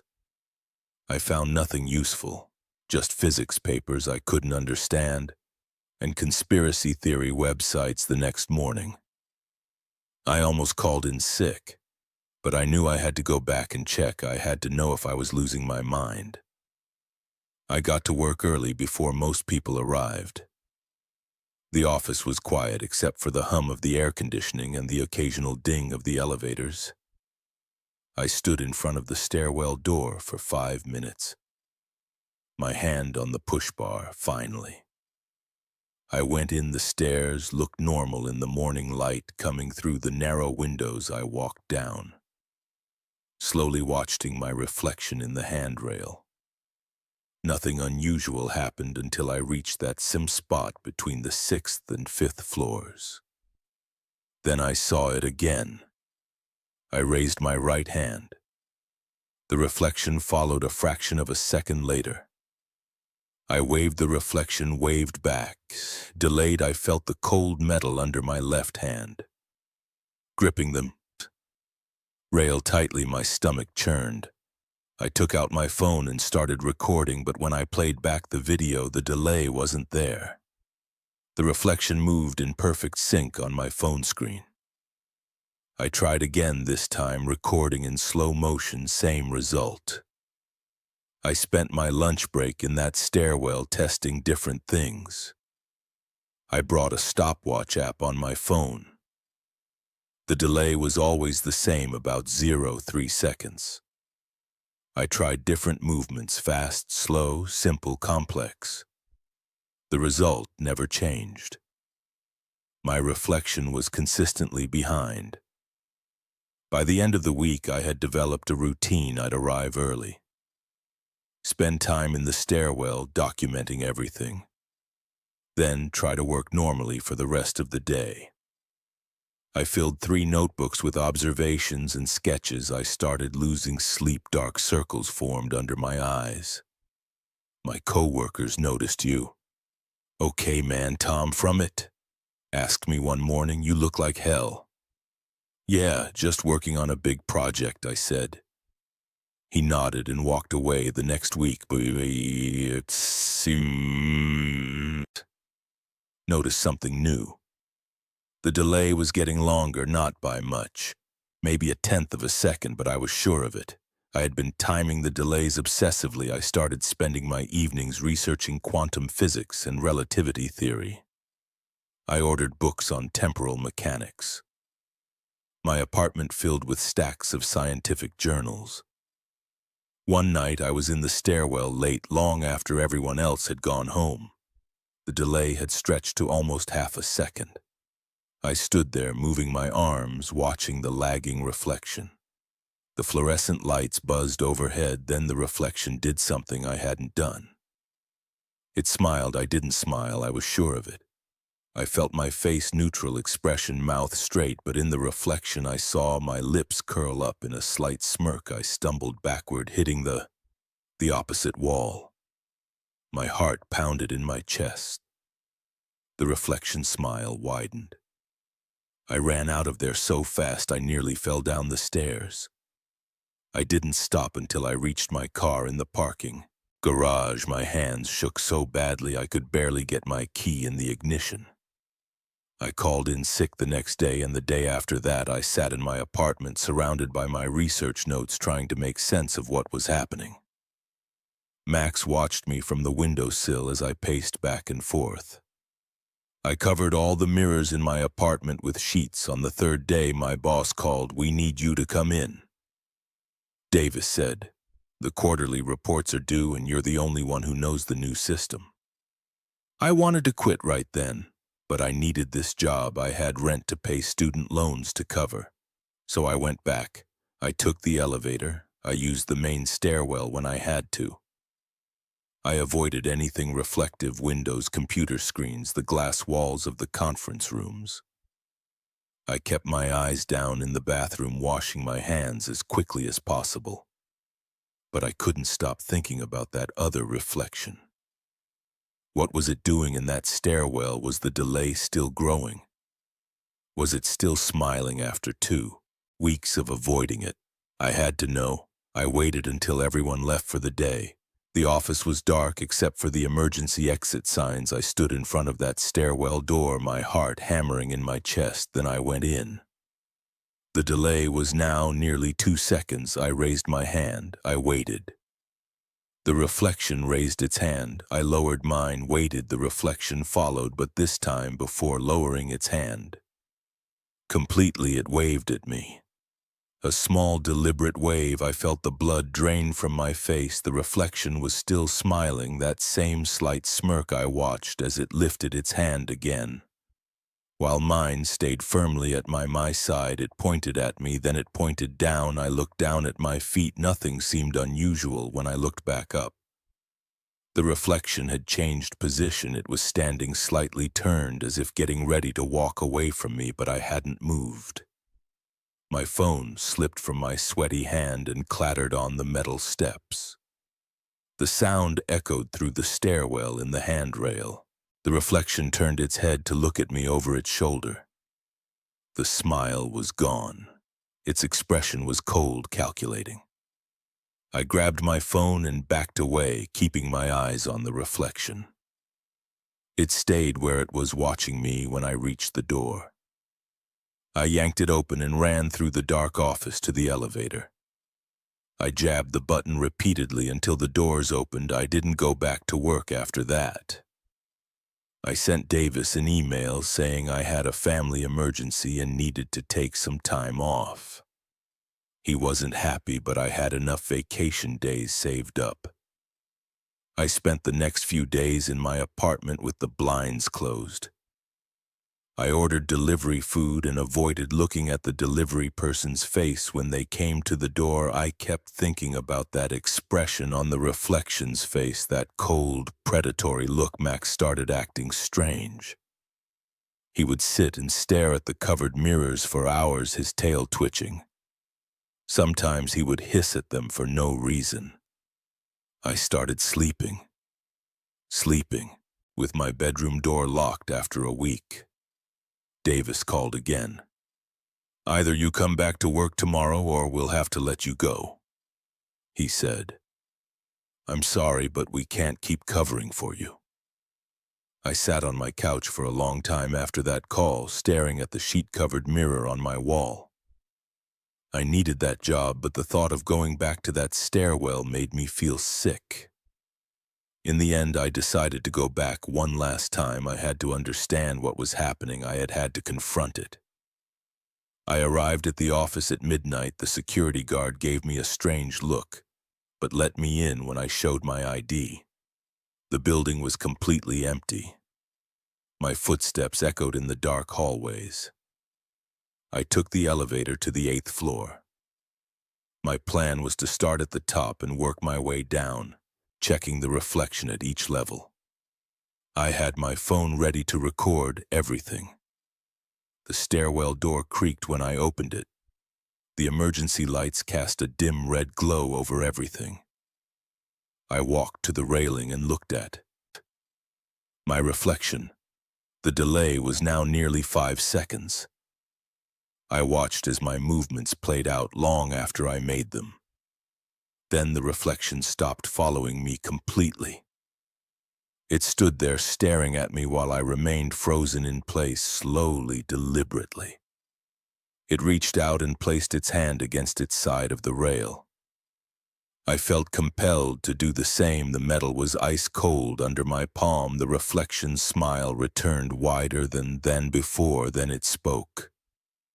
I couldn't hear anything, but I saw its lips move. It was saying something over and over. I leaned closer, trying to read its lips switch.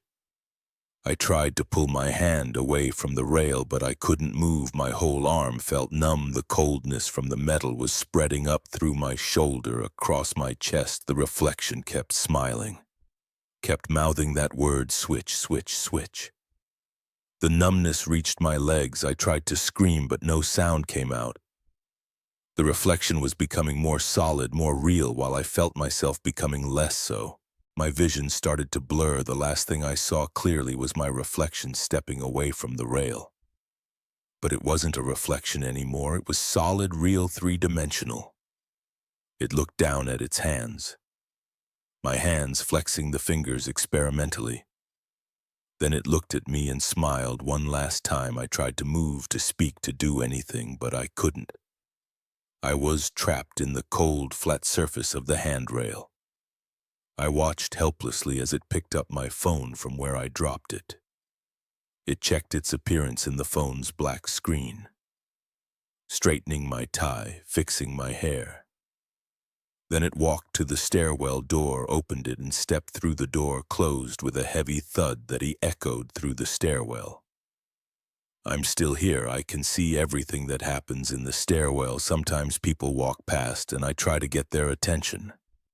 But all they see is their own reflection moving just a fraction of a second too slow. I see it sometimes going up and down the stairs like nothing happened, living my life, working at my desk, driving my car, living in my apartment, feeding my cat. It's good at pretending to be me. No one has noticed anything wrong, but sometimes when it passes through this stairwell, it looks at me and smiles that cold smile, and I wonder how many other reflections in this building aren't reflections at all. How many other people are trapped in mirrors and windows and polished metal surfaces, watching their lives being lived by something else. If you're reading this, do me a favor. Next time you see your reflection, watch it carefully, watch how it moves, and if you notice even the slightest delay, run as fast as you can, because once you notice it, it notices you too. And it's always looking for a chance to switch. The first drop hit my hard hat at 2:47 p.m. On a Tuesday, I checked my watch because that's what I do. Do on every job note.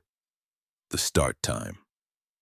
23 years of plumbing work taught me to track my hours down to the minute, but this job at the Marlowe building would turn out different from any other call I'd taken before. I stood in the 3rd floor bathroom, water dripping from a crack in the ceiling that shouldn't have been there. The building manager, Mrs. Chen, had called about a leak, simple enough. But something felt off from the moment I walked in. The air felt thick, like before a thunderstorm, and there was this sound. At first I thought it was just the old pipes, but it wasn't. It was higher pitched, a buzz the tenants on the fourth floor complained about water damage yesterday, Mrs. Chen said, pointing up at the wet ceiling. Her short gray hair was pulled back tight and she kept adjusting her glasses. But when we went to check their bathroom, it was bone dry, no signs of leaking anywhere. I ran my hand along the wall. The paint felt cold and slightly damp. Any history of plumbing issues in this section of the building? Not in the 15 years I've managed this place. She checked her phone. I have another meeting. Will you be okay to check it out? Yourself, yeah. I'll find the problem. I set my toolbox down on the cracked tile floor. Just need to access the fourth floor bathroom to start. She handed me a master key and left the bathroom door click shut behind her, and that's when I noticed the buzzing had gotten louder. Just slightly, but enough that I couldn't ignore it anymore. I pulled out my flashlight and aimed it at the ceiling. The crack was about 2 feet long, hairline thin, with water beading along its length. I grabbed my moisture meter from the toolbox and pressed it against the drywall. The reading went straight to red. The entire ceiling was saturated. The buzzing increased another notch. I climbed up on my stepladder to get a closer look. The water dropping from the crack was clear but had a strange sheen to it, like oil on a puddle. I touched one of the drops. It felt wrong too. Thick, too warm. My phone buzzed in my pocket. Text from the office. How's the Marlowe job going? ETA. I typed back. Need to check upstairs. Will update in 30. The fourth floor hallway was empty. The building was one of those old converted office spaces from the 1920s. All dark wood and brass fixtures, the kind of place that's been renovated a dozen times but never quite right. My boots left marks on the worn carpet as I walked to the bathroom. That should have been directly above the leak. The buzzing was definitely louder up here. I could feel it in my teeth. I unlocked the bathroom door and pushed it open. The fluorescent light flickered twice before staying on. This bathroom was identical to the one below. Same layout, same cracked tile, same tired look. But it was completely dry. Not a drop of water anywhere. I checked every pipe in the wall with my infrared scanner. Nothing, no leaks. No moisture behind the tiles, no water damage at all. It didn't make sense. Water doesn't just appear from nowhere. It has to come from somewhere. The buzzing pressed against my eardrums. I knocked on walls, checked the seals around the toilet, ran water in the sink. Everything worked perfectly, too perfectly. Maybe the pipes didn't even make that usual groan that old buildings get. My watch showed 3:15 p.m. I'd been here less than 30 minutes, but my head was starting to hurt. The buzzing had become a constant pressure, like being underwater too deep. Back downstairs, the leak had gotten worse. Water now dripped from 3 separate cracks, and the ceiling bulged slightly in the center. I took photos and measurements, then pulled out my phone to call my supervisor. No signal. The screen showed full bars, but the call wouldn't go through. The buzzing surged, and I dropped the phone. It clattered on the tiles as the lights flickered for a second. Just a split second. I thought I saw something move in the water, running down the wall like a shadow, but wrong somehow. Too sharp, too angular. I picked up my phone. The screen was cracked, but still worked. 10:23 p.m. I needed to check the building plans. The Marlowe had to have a maintenance room or access panel somewhere. These old buildings always had space between floors for pipes and electrical. I found Mrs. Chen in her office down the hall. She was on the phone but hung up when I walked in. Found anything, she asked. Need to see the building plans. There has to be access to the space between floors. She pulled open a filing cabinet. We should have the original blueprints here somewhere. The building's been modified so many times, though. She flipped through folders here. The blueprints were old, the paper yellow and brittle. I spread them out on her desk. The building's layout was a maze of additions and renovations. But there it was, a maintenance access point in the janitor's closet with a crawl space running between the third and fourth floors, mind. If I take a look, I asked. Go ahead, key, the same one I gave you, the janitor. CL closet was at the end of the hall. The buzzing followed me. They're stronger now. My head throbbed with each step. The access panel was behind some shelves. I had to move mops and cleaning supplies to reach it. The panel was sealed with 4 heavy screws covered in paint from decades of renovations. I unscrewed them with my power driver. The last one stuck, and when it finally came loose, it was hot to the touch. The buzzing was loud now, a physical thing pressing against my skull. I shined my flashlight into the access space. A narrow crawl space stretched into darkness, pipes and electrical conduit running along its length. The air that came out was warm and wet. 41 p.m. I should have called for backup, should have told Mrs. Chen I needed another opinion. But I didn't. Instead, I grabbed my tool belt, clipped on my flashlight, and crawled in. The space was tight, barely 3 foot high. I had to army crawl, push my tool bag ahead of me. The metal ductwork above me vibrated with that endless buzz. 20. I found where the pipes crossed between floors. Water dripped steadily from a joint. But the pipe wasn't leaking. The water was coming through the metal itself, beating up like sweat on skin. The buzzing pulsed. My flashlight caught something ahead. A shape that didn't belong. I crawled closer. The wall between the floors bulged inward. The metal and concrete warped like melted plastic. The surface rippled, actually rippled, as I watched. Water ran down its surface in thick streams. The buzzing became a rhythm. A pattern I could almost understand. I reached out to touch the wall. The surface was hot and seemed to move under my fingers. I jerked my hand back. My skin tingled where I'd touched it. Something moved in the darkness behind the warped wall. My flashlight being caught edges that shouldn't exist. Geometric shapes that hurt to look at, angles that seemed to bend in impossible directions.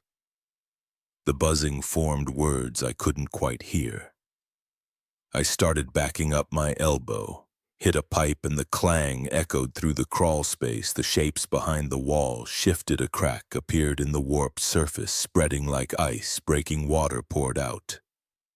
But it moved wrong, flowing upward, splitting into perfect geometric patterns before falling.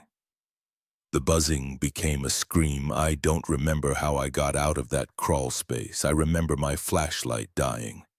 Remember the sound of metal tearing. Remember the cold touch of that impossible water on my neck. As I scrambled backward, I slammed the access panel shut and drove the screws back in with my bare hands. My tools were still in there. Let them stay there. Mrs. Chen found me sitting on the floor of the janitor's closet, soaking wet and shaking. Mr. Harrison, are you all right? Did you find the leak? I stood up. My legs felt weak. You need to evacuate the building. Now what? Why the water isn't coming from the pipes? It's coming from somewhere else. Something else. Call a structural engineer. Better yet, call a demolition crew. This building isn't right, she started to argue, but then we both heard it. The sound of metal groaning followed by a crash from the third-floor bathroom. The buzzing rose to a pitch that made us cover our ears. Water began seeping under the bathroom door and into the hallway. It moved in straight lines, forming perfect geometric patterns on the floor. Mrs. Chen's face went pale. She pulled out her phone and hit the fire alarm. I didn't stay to help with the evacuation. I walked out of the Marlowe building at 4:13 p.m. and didn't look back. I sent my resignation email to the plumbing company that night. They demolished the Marlowe building 3 months later after 3 engineering firms failed to explain the growing network of impossible cracks in its walls, or the buzzing sound that drove out every tenant, or the water that moved against gravity and burned through everything it touched. I drive past the empty lot. Sometimes there's nothing there now but gravel and concrete barriers, but sometimes when I stop at the red light on the corner, I can feel it, that low buzz in my teeth calling me back to what I saw in that crawl space, to the shapes that wait. Behind the walls of our world, I don't stop at that red light anymore. I take the long way around. My watch stopped at 4:13 p.m. That day I keep it in my desk drawer. Sometimes late at night I can hear it ticking.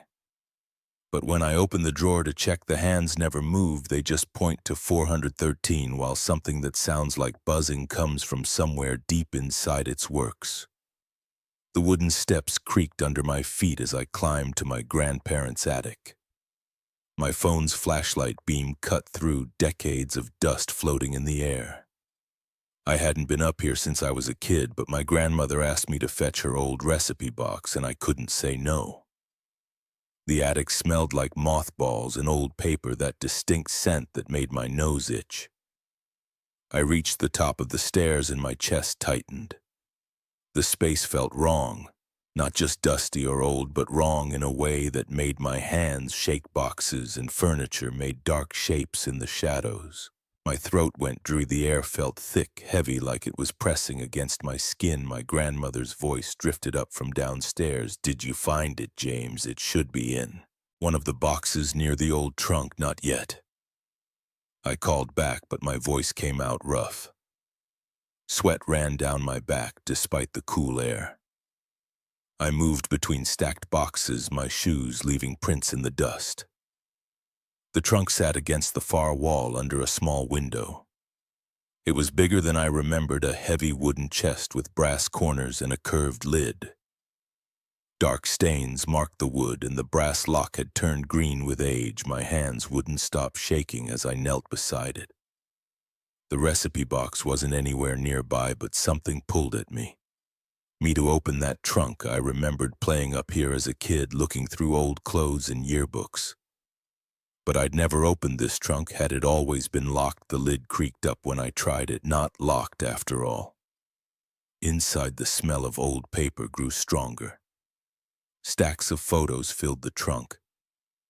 Hundreds of them, maybe thousands. Black and white snapshots, color Polaroids, studio portraits, all mixed together without any organization. I picked up the first stack. My grandfather's handwriting marked the back of the top photo: family picnic, 1962. The image showed a group of people on checkered blankets, paper plates balanced on their laps. I recognized my grandmother, young and laughing. My grandfather beside her, his arm around her shoulders. The next photo, Christmas, 1957. My great-aunt Ellen opening presents, tinsel on a tree behind her. Then Sarah's wedding, 1973. My mom as a bridesmaid, looking exactly like my sister. Normal family photos. So why were my hands still shaking? Why did the air feel so heavy I could barely breathe? I flipped through more photos: birthdays, graduations, beach trips, Thanksgivings, decades of family history in fading colors and creased corners. Then I stopped. The photo in my hand showed a backyard barbecue, July 4th, 1969, written on the back. About 15 people stood around a grill, paper plates and cups in their hands. I recognized most of them: my grandparents, great-aunts and uncles, family friends who were long dead now. And there on the edge of the group was me, not someone who looked like me. It was me, the same face I saw in the mirror every morning, the same scar on my chin from a bike accident when I was 12. The same crooked smile, even the same t-shirt I'd worn last week. But this photo was from 1969, 20 years before I was born. My stomach lurched. The photo slipped from my trembling fingers. I grabbed another one, Martin's graduation, 1954. A crowd outside of high school graduates in caps and gowns, and there I was. Again standing in the back row, same face, same height, same everything. Another photo, family reunion, 1942. A large group on the steps of a church.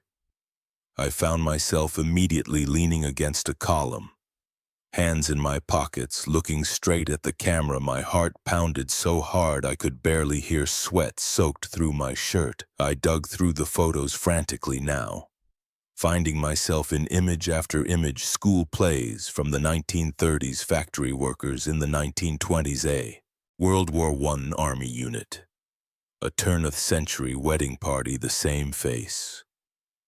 My face unchanged across decades, sometimes in the background, sometimes front and center, sometimes looking at the camera, sometimes caught mid-conversation, but always unmistakably me. I shoved the photos away and scrambled back from the trunk. My back hit a stack of boxes, sending them crashing down. Dust filled the air. I couldn't breathe, couldn't think. James, are you okay up there? My grandmother's voice seemed to come from very far away. I looked back at the scattered photos in the beam of my dropped phone's light. My own face stared up at me from 100 different years. My legs shook as I stood. I had to get out, had to get away from those photos, but as I turned toward the stairs, movement caught my eye. Someone stood in the shadows by the window. I raised my phone, the light beam trembling. A man stepped forward. He wore clothes I'd never seen before, old-fashioned things that belonged in a museum, but his face, my face, he smiled, the same crooked smile I saw in my mirror every morning.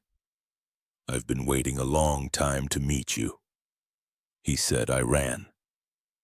I slammed into the attic door and practically fell down the stairs. My grandmother stood at the bottom, looking worried. "James, what's wrong?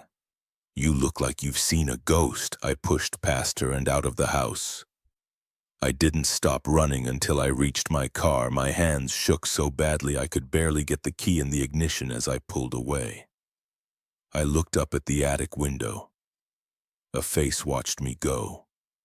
My face. I drove straight home and locked every door and window. But I couldn't escape the questions that filled my mind. Who was that man? How could he have my face? How could I be in those photos decades before I was born? I didn't sleep that night or the next. Every time I closed my eyes, I saw those photos. Saw my own face looking back at me across a century of family history. After 3 days, my grandmother called. "James, are you all right? You left in such a hurry the other day." "I'm fine," I lied. My voice sounded rough from lack of sleep, just wasn't feeling well. "Well, I hope you're better now, but listen, the strangest thing happened after you left. I went up to the attic to look for that recipe box myself, and I found all these old photos scattered around. I've been going through them, but I can't find something that I know should be there." My mouth went dry. "What's missing there?" "Was this whole set of photos of your great-uncle James, the one you were named after. He disappeared in 1927.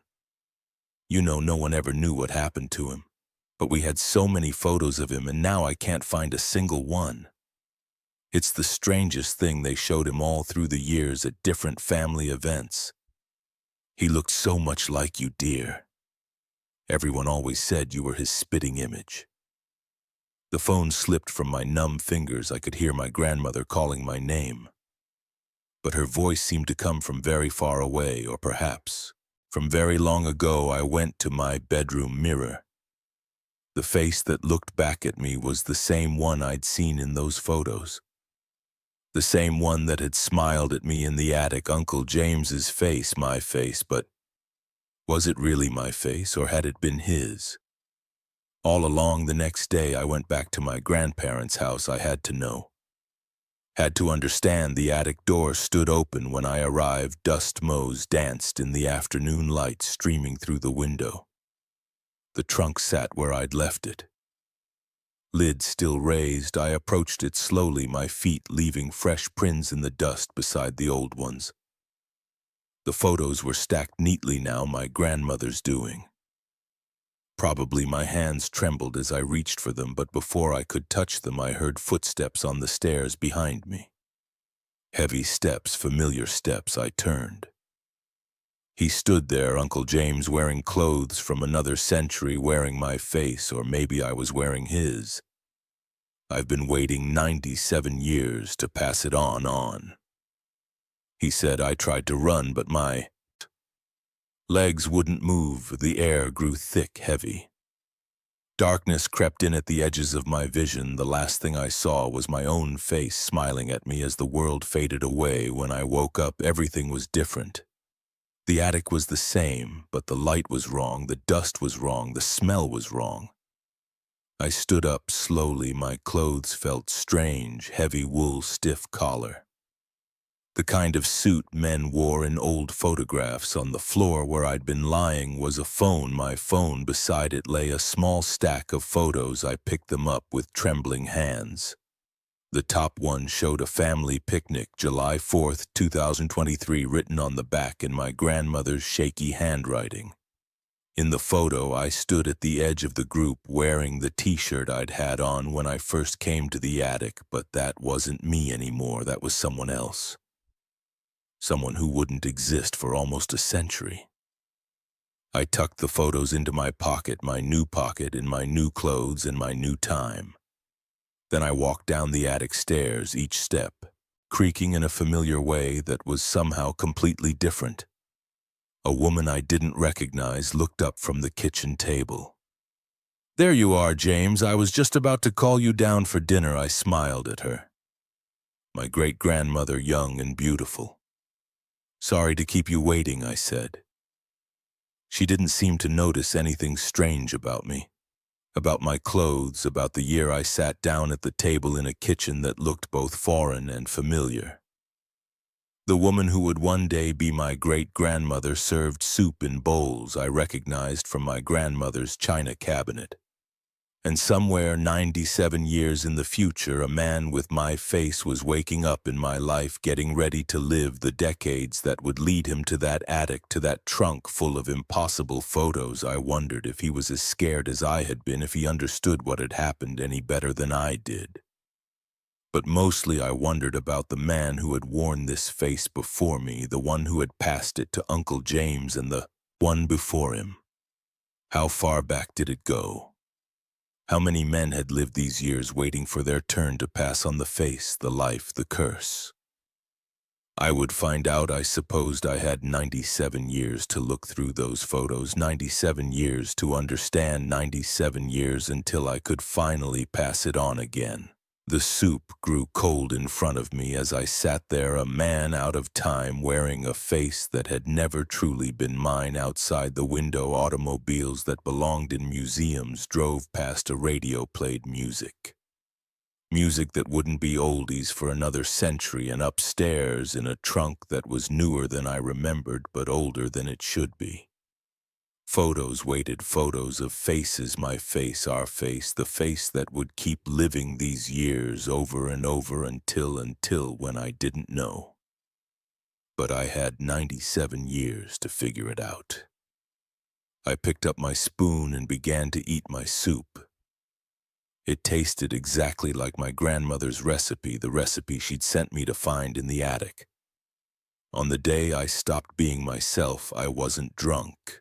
That's the first thing everyone asks when I tell this story. I had one beer at dinner, 4 hours earlier. I know what I saw that night in the parking garage. The security cameras didn't catch it. But something was there. I've replaced in my head 1,000 times since then, and I still can't explain it. It was 11:42 p.m. When I left the office, I remember checking my phone as I locked up, cursing myself for staying so late again. The parking garage under our building is huge, 5 levels underground with space for hundreds of cars at that hour. It was nearly empty. My footsteps echoed off the concrete walls as I walked to level B3, where I always park. The fluorescent lights buzzed overhead. head creating alternating patches of harsh light and shadow between the support columns. My car, a gray Honda Civic, was parked in spot B327 near the back corner. I'd picked that spot that morning because it was close to the elevator. Funny how small decisions like that can end up mattering so much. I was about 20 feet from my car when the first cold draft hit my neck. The garage ventilation system kicks on and off automatically, so I didn't think much of it. I just pulled my jacket tighter and kept walking. My dress shoes clicking against the concrete, the draft got stronger as I approached my car. That's when I noticed the temperature had dropped significantly. I could see my breath forming little clouds in front of my face. In September in Texas, that's not normal. My hand tightened around my keys. I hit the unlock button. When I was about 10 feet away, the car's lights flashed and the beep echoed through the garage. That's when I saw it. A shadow moving behind my car, not cast on the wall, but like a dark shape sliding across the ground. It was about the size of a person, but it moved wrong too. Fluid too fast. My body froze. The keys dug into my palm as I squeezed them harder. The shadow disappeared behind my car's trunk, then reappeared on the other side, stretching longer as it moved. There was no light source that could have created it. No one else was around to cast it. "Hello," my voice came out stronger than I expected. It bounced off the walls, coming back to me in echoes. "Is someone there?" No response. Just the constant hum of the fluorescent lights and the faint rumble of the ventilation system. I took out my phone and turned on the flashlight. The beam cut through the darkness, creating new shadows behind every column. I swept it across the area behind my car. Nothing, just empty parking spots and concrete walls. My hands were shaking now, making the flashlight beam dance erratically. I forced myself to breathe slowly, trying to calm down. There had to be a logical explanation. Maybe headlights from a car on another level or shadows from the ventilation fans. Something normal. I walked around my car, keeping the flashlight trained on the ground. The concrete was dry and empty. No oil stains, no trash. Nothing that could explain what I'd seen. The cold spot was still there, following me as I moved. The smart thing would have been to go back upstairs. Call security, wait for someone to escort me to my car, but I was already here and my car was right in front of me. It seemed ridiculous to run away from a shadow. I reached for the driver's door handle. The metal was ice cold against my fingers as I pulled the door open. I saw the shadow again, this time in my peripheral vision. It moved faster now, sliding across the floor like black water coming toward my feet. I jumped into the car and slammed the door shut. My hands were shaking so badly I dropped the keys. They clattered onto the floor mat. And I had to feel around for them in the dark the whole time. I kept my eyes on the windows, watching for any movement outside. The shadow appeared again, this time sliding up the driver's side window like a dark curtain. I couldn't see through it.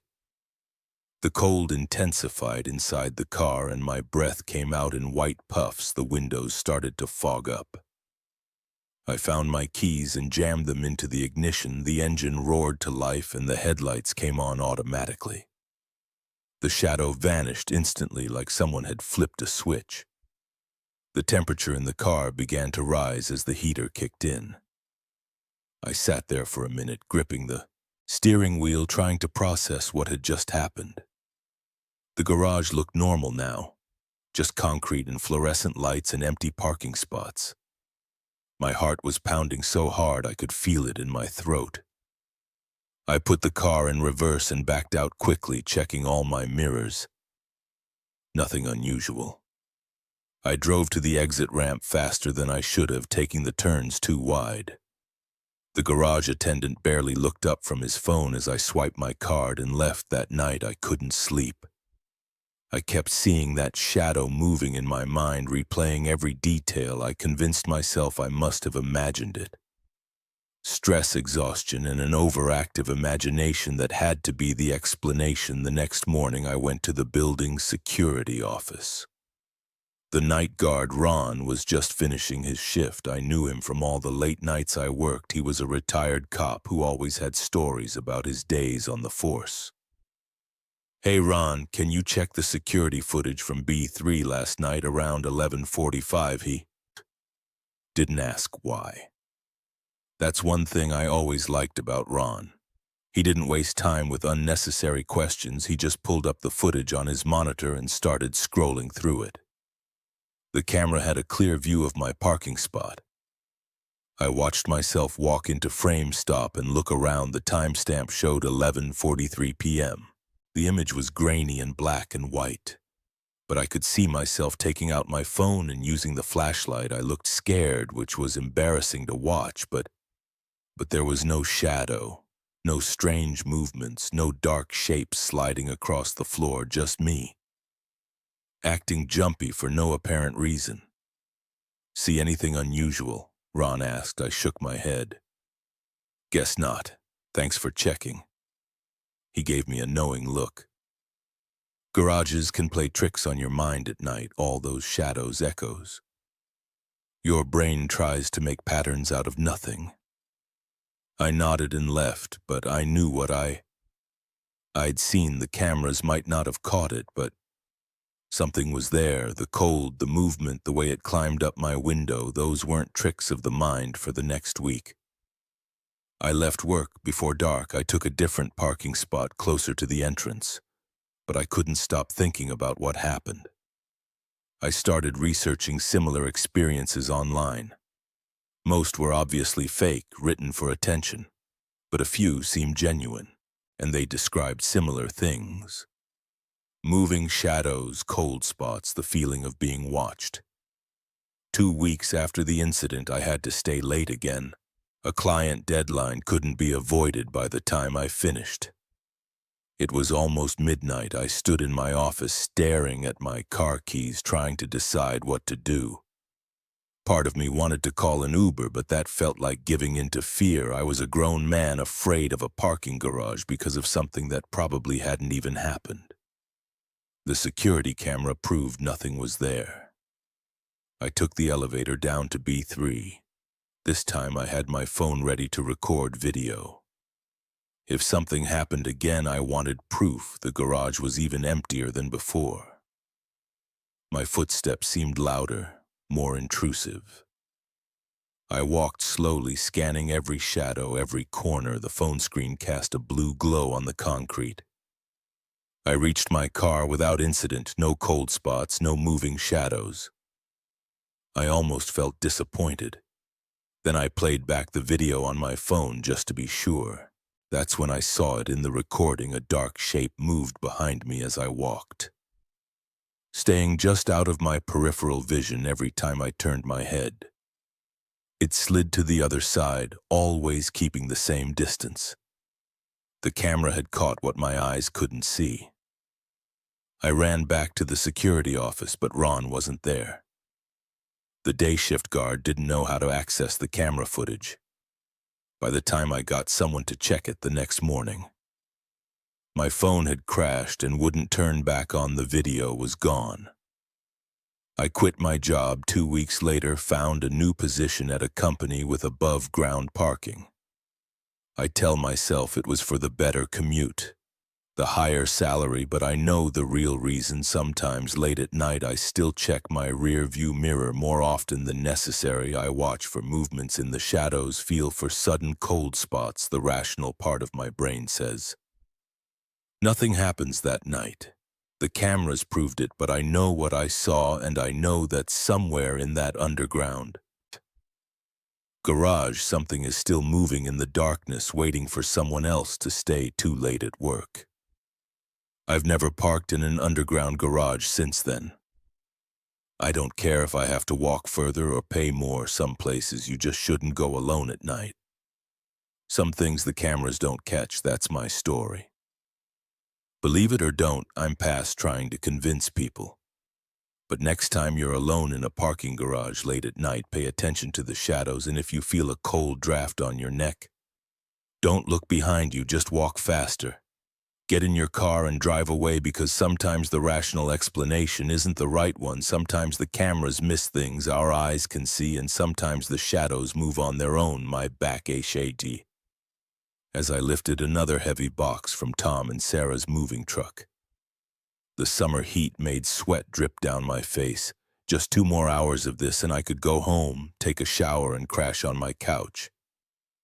That was the plan anyway. "Hey, Mike, can you help with this dresser?" Tom called from inside the truck. I sat down the box and climbed back in. The dresser was one of those solid wood monsters from the 1950s that weighed about as much as a small car. We shuffled sideways through their new house's narrow hallway. My fingers going numb from gripping the edges, the floorboards creaked under our feet. Tom and Sarah had bought this old Victorian place for a steal, probably because it needed so much work. Paint peeled from the walls and half the fixtures were original to the house in here. Sarah directed, pointing to their bedroom. She held the door open as we maneuvered inside. That's when I saw it. A massive mirror dominated the far wall, reaching from floor to ceiling. The frame was dark, carved wood covered in swirling patterns that drew your eye. In weird ways, it didn't match anything else in the room. "Where'd you get that?" I asked after we set down. "The dresser came with the house," Tom said, stretching his back. "Previous owner left. It's too big to move. I guess Sarah wants to take it down. But I kind of like it." I walked closer to get a better look. The mirror surface had that slightly warped quality of old glass, making my reflection waver slightly. But something wasn't right. I blinked hard and looked again. The mirror showed the empty bedroom, just bare walls, dusty hardwood floors, and sunlight streaming through the windows, but Tom and Sarah were standing right behind me. I could see them in my peripheral vision, sorting through boxes. They weren't in the reflection at all. "Guys," my voice came out higher than I meant it to come. "Look at this." They walked over. 3 of us stood in front of the mirror, but only my wavering reflection looked back. "What the hell?" Tom whispered. Sarah reached out to touch the glass. Her hand made contact with a soft click in the reflection. Nothing moved. "This is impossible," she said. Her face had gone pale. I reached toward the mirror too. The surface felt ice cold under my fingertips. A sharp tingling sensation shot up my arm and I jerked back. "Did you feel that?" I asked. They both nodded. We stood there staring at the mirror, none of us speaking. The room felt colder suddenly. "Maybe it's just a weird trick of the light," Tom suggested, but his voice shook slightly. "Or something wrong with the glass." "Yeah." Maybe I couldn't take my eyes off my lone reflection. It didn't look quite right anymore, slightly off in ways I couldn't pinpoint. The angles of my face seemed wrong. The movements weren't quite in sync. "We should finish bringing in the boxes," Sarah said. Finally, she turned away from the mirror quickly, like she couldn't stand to look at it anymore. We went back to moving furniture, but the mood had changed. The mirror loomed behind us as we worked. I kept glancing at it, trying to catch it, showing something different. But every time it just showed the empty room around sunset. We finished bringing everything inside. Tom ordered pizza and we sat on boxes in the kitchen, eating and trying to pretend everything was normal. But we all kept looking toward the bedroom. "I can stay and help you take it down," I offered. "We could do it tonight." Sarah nodded immediately. "Please, I don't want to sleep with that thing in there." Tom looked relieved too. "I'll get some tools." We approached the mirror cautiously, armed with screwdrivers and a pry bar. The carved wooden frame seemed to be attached to the wall with heavy iron brackets. I reached up to start removing the first bracket. The second my screwdriver touched the metal, every light in the house went out. Sarah screamed. Complete darkness pressed in around us.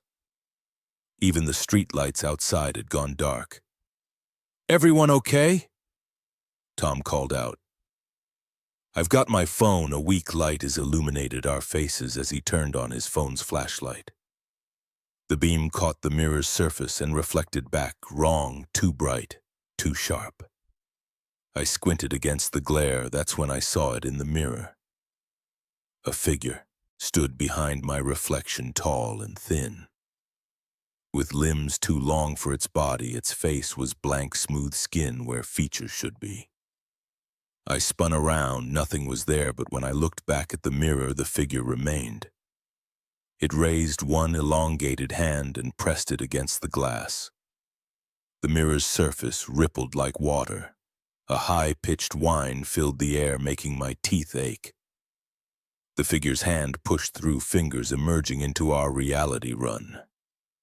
I grabbed Sarah's arm and yanked her toward the door. Tom was right behind us. We sprinted down the stairs and out of the house. The street was completely dark. No lights in any windows, no cars, no moon, just absolute blackness. Beyond the weak beam of Tom's phone, what the was that? Sarah's whole body shook as she clung to Tom. "We need to get out of here," I said. "Get in the car.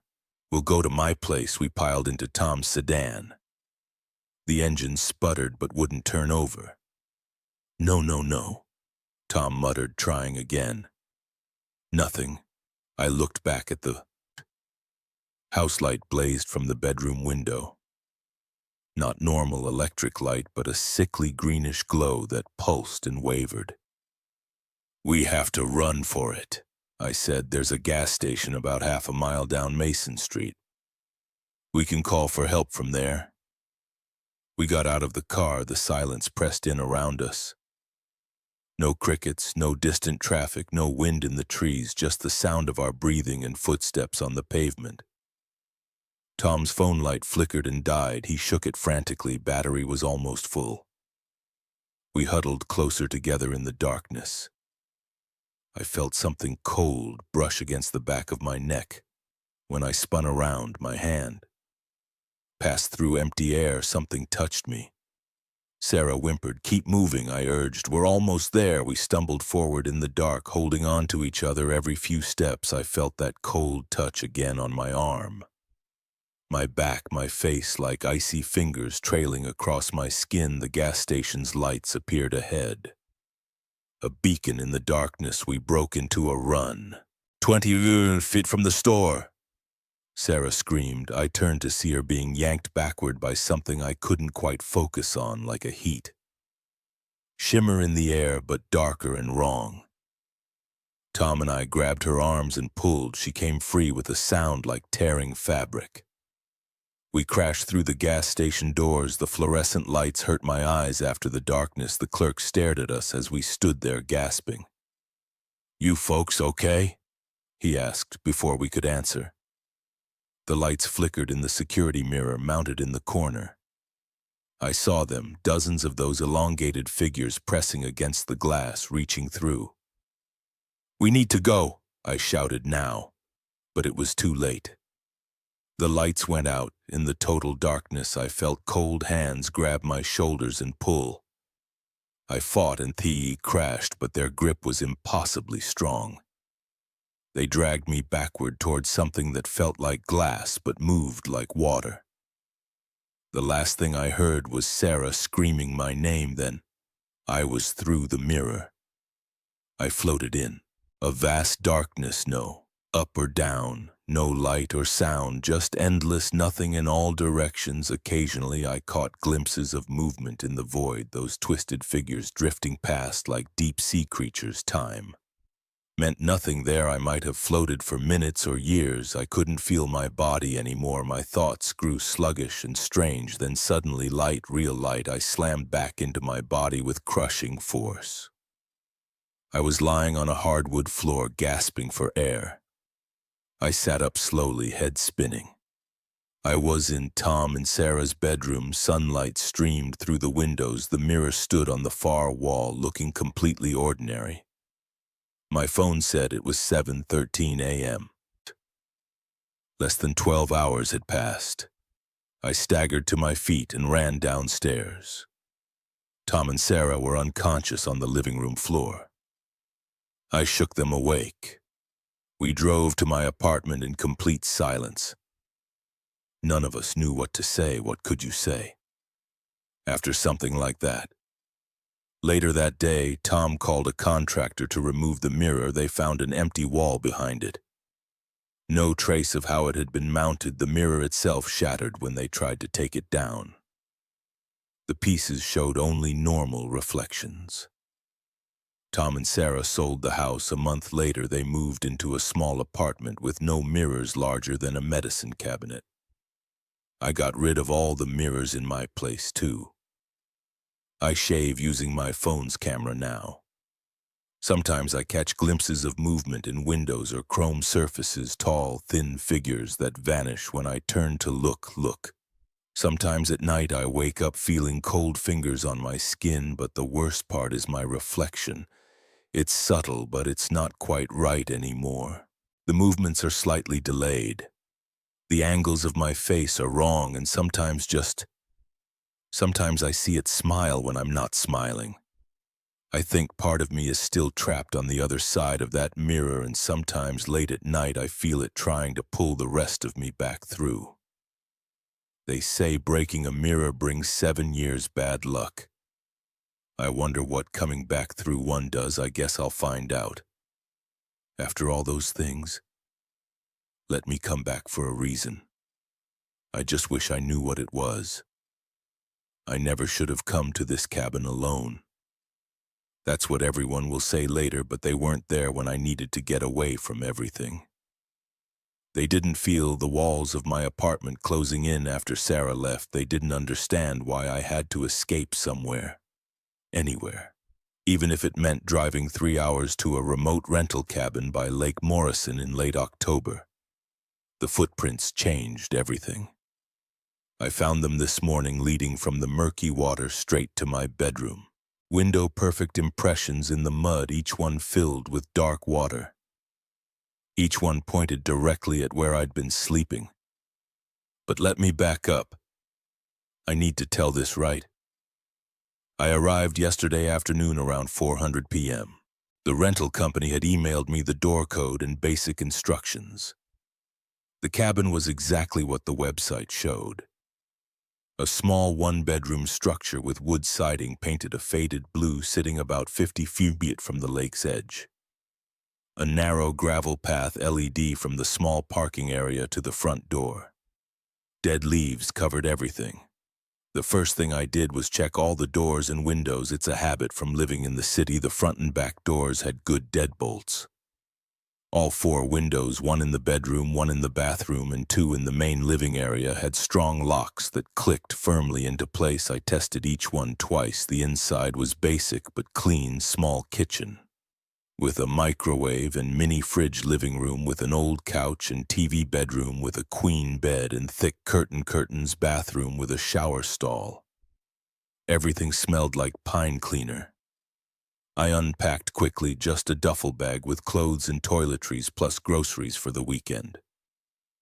The forecast showed rain, so I brought books and my laptop for entertainment.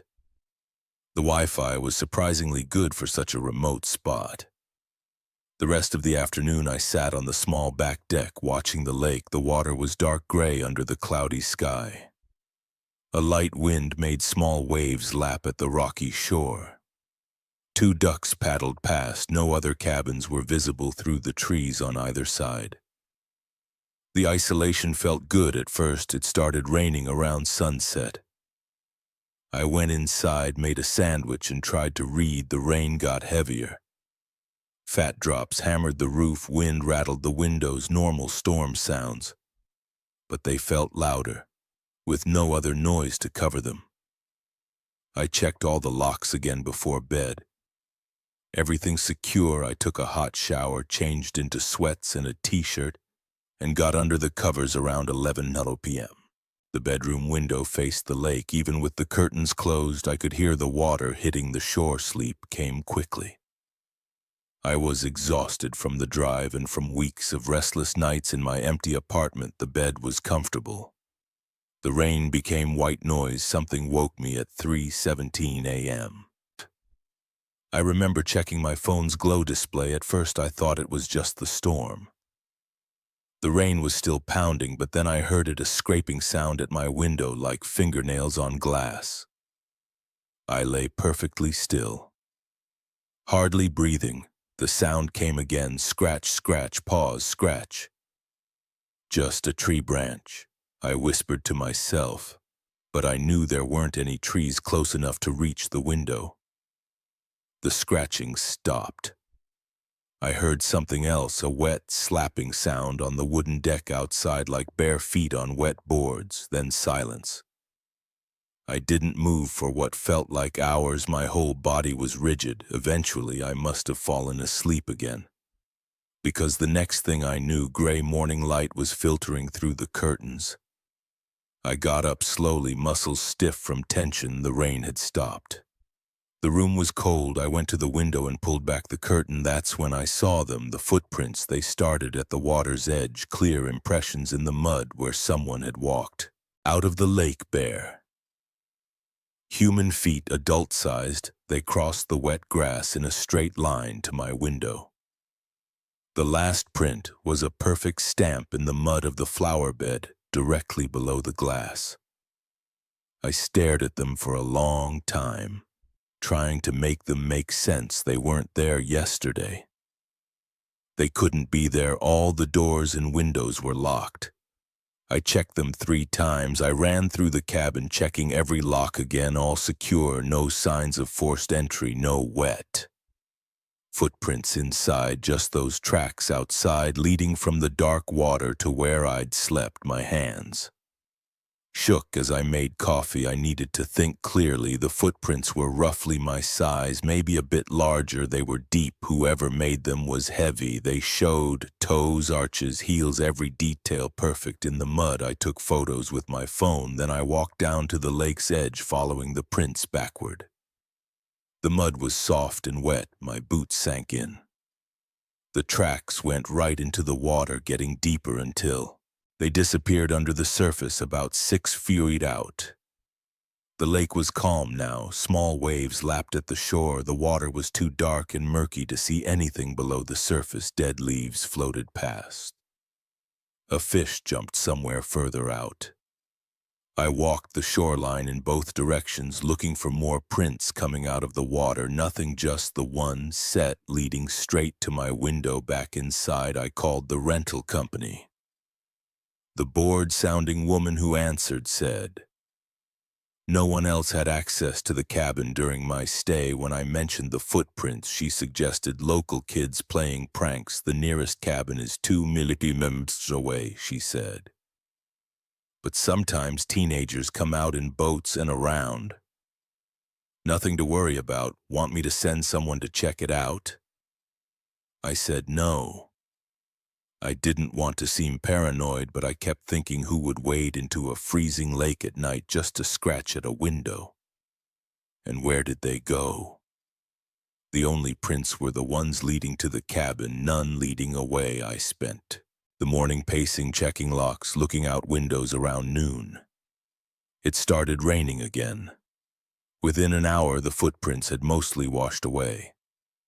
That should have made me feel better. Instead, it made my skin crawl. The only evidence was disappearing. I tried to distract myself. I turned on the TV but couldn't focus on anything. I tried to read but kept looking up at every sound. The rain continued all afternoon. As the day got darker, my nerves got worse. Every splash from the lake made me jump. Every creak of the cabin settling made my heart race. I turned on every light in the place. I called Sarah. She didn't answer. I called my brother Mike. Just come home, he said after I explained. It's probably nothing, but why risk it? Pack up and drive back. He was right, but the thought of driving 3 hours in the dark and rain wasn't appealing. And something else kept me there, a need to know what had happened, who had made those prints, why my window. I decided to stay one more night. I pushed The bedroom dresser in front of the window, I propped a chair under both doorknobs. I found a heavy flashlight that could double as a weapon. The rain stopped around midnight. I lay in bed fully dressed, flashlight in hand. Listening to the water drip from the roof, the moon came out, casting weak light through the curtains around the edges of the dresser at 3:14 a.m. I heard it, that wet slapping sound on the deck. Slap, slap, slap, pause. My whole body went rigid. The footsteps moved slowly across the wooden boards. Water dripped between the steps. They stopped outside my window. I heard breathing, slow and wet, like someone who had been underwater for a long time. The scratching started, fingernails on glass, longer and harder than the night before. The dresser scraped slightly against the floor. I aimed the flashlight at the window. Thumb on the switch, the scratching stopped. Something pressed against the glass. A hand I could see, the dark shape through the curtain. Water ran down the window. The glass cracked. I hit the flashlight switch. Light flooded the room through the gap between the curtain and wall. I saw pale fingers pressing against the window. The nails were long and dark. Another crack spread across the glass. I scrambled out of bed, grabbed my phone and car keys, and ran through the living room, fumbling with the front door lock behind. Me glass shattered. I made it to my car, hands shaking so bad I could barely hit the unlock button as I slammed the door. I looked back at the cabin. A figure stood in the broken window, tall and thin, pale skin that looked wrong in the moonlight, long dark hair plastered to its face and neck. Water poured off it, running down the wall. It moved fast. Fast, faster than anything should move. 1 second in the window, the next crossing the yard toward my car. I started the engine and floored it. Gravel sprayed as I reversed onto the access road. In my headlights, I saw it clearly for a split second. A woman's face, but wrong. Too wide, too pale eyes, too dark mouth, too full of teeth. Then I was on the main road, driving way too fast on wet pavement. Hands clenched on the steering wheel. I didn't slow down until I hit the highway. I called the police once I had cell service. They took a report but didn't sound convinced. They said they'd check it out in the morning. I drove straight to Mike's house. He let me in without questions. When he saw my face, I slept on his couch with all the lights on. The police called the next day. They'd found the broken window, wet footprints in the bedroom, but no sign of anyone. They blamed vandals. The rental company apologized and refunded my money. They mentioned men. The cabin had been empty since the last renters drowned in the lake. 3 months ago, a young couple, the woman's body was never found. I dream about it sometimes, that pale face in my headlights, those dark eyes, that wrong smile. But what haunts me most are the footprints leading from the deep water straight to where I slept, like something knew exactly where I was. Like it had been watching me from under that dark surface all along.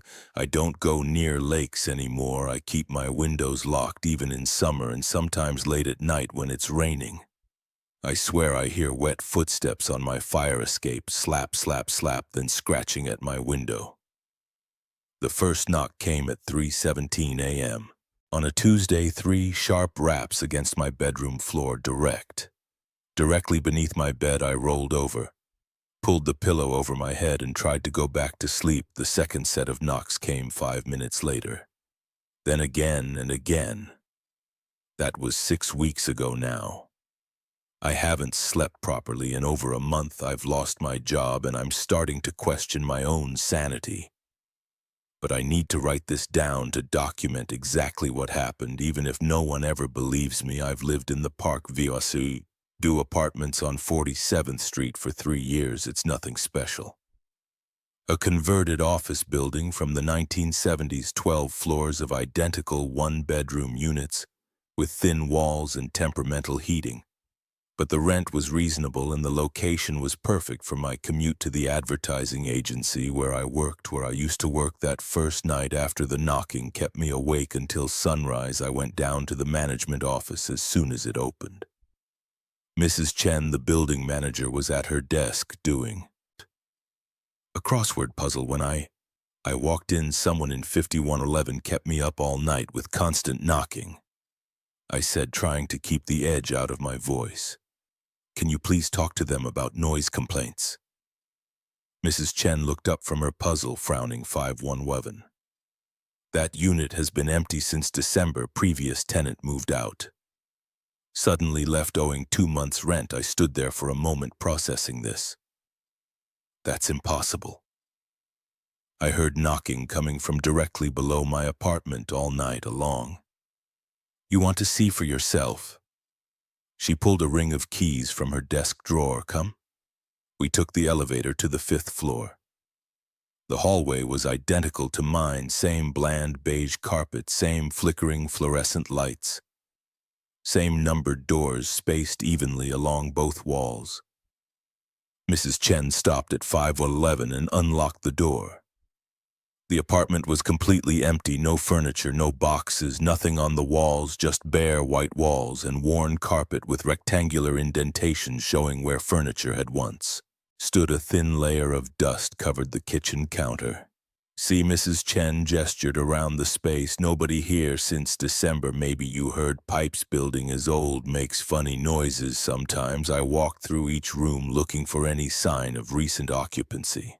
The bedroom was directly under mine. I could tell from the layout, which mirrored my own apartment. Nothing but dust and slints. I guess it must have been the pipes, I said finally, though I knew what I'd heard wasn't pipes. The knocks had been too deliberate, too rhythmic, but what else could I say? That night the knocking started again at exactly 3:17 a.m. 3 sharp raps directly beneath my bed. I lay there, heart pounding, waiting for the next set. 5 minutes later, right on schedule, 3 more knocks. I got out of bed and pressed my ear to the floor. The knocks were coming from immediately below, from the empty apartment. I grabbed my phone and started recording, determined to document the sound, but when I played back the recording, there was nothing but slints. The next morning, I filed another complaint with Mrs. Chen. She called maintenance, who spent an hour checking the pipes and ventilation system. They found nothing unusual. The third night, I decided to wait in the hallway outside Unit 511. I brought a folding chair from my apartment and set up directly in front of the door at 3 a.m. My plan was simple, catch whoever was somehow getting into the apartment to make the noise at 3:17 a.m. I heard it 3 clear knocks, but they weren't coming from inside the apartment. They were coming from above me. From my own unit, I ran upstairs and unlocked my door with shaking hands. My apartment was exactly as I'd left it, completely empty. I started keeping a log after that, documenting every incident. Night 4, knocking. From below again, tried recording with professional audio equipment borrowed from work. Nothing shows up on recordings. Night 5, knocked back 3 sharp raps against my floor in response to the sounds. Immediate silence followed for 47 minutes. Then resumed louder than before. Night 6. Called police to report. Potential break-in officers searched Unit 511. Found no signs of entry, no disturbance to dust patterns on floor. Suggested I see a doctor about stress and possible auditory hallucinations. The lack of sleep started affecting my work. I began missing deadlines, zoning out during client meetings. My boss called me into his office after I fell asleep during an important presentation. Take some time off, he said. Get some rest, come back when you're feeling more yourself. But I couldn't rest. The knocking continued every night, always starting at exactly 3:17 a.m. I tried sleeping pills, white noise machines, earplugs, nothing helped. I could feel the vibrations through my mattress, through my bones after 2 weeks. I stopped going to work entirely. Stopped answering calls from my boss, my friends, my family. I became obsessed with solving the mystery. I set up cameras in my apartment and in the hallway outside 511. I installed motion sensors and infrared detectors. I covered the floor of my bedroom with a layer of fine flour, hoping to document footprints or disturbances. Nothing. The knocking continued, but none of my equipment detected anything unusual. The flour remained undisturbed. The cameras showed empty rooms and silent hallways. I started spending my days researching the building's history, looking for any deaths or accidents that might explain the phenomenon. The structure had originally been offices for an insurance company, before being converted to apartments in the early 1980s. No records of deaths during construction. No. Mysterious disappearances, nothing that would explain what was happening. 4 weeks in, I noticed the pattern changing. The knocking still started at 3:17 a.m., but now it would sometimes continue until noon the next day. The intervals between knocks grew shorter. The sound itself became harder, more insistent. I stopped sleeping in my bedroom, trying to camp out in the living room instead.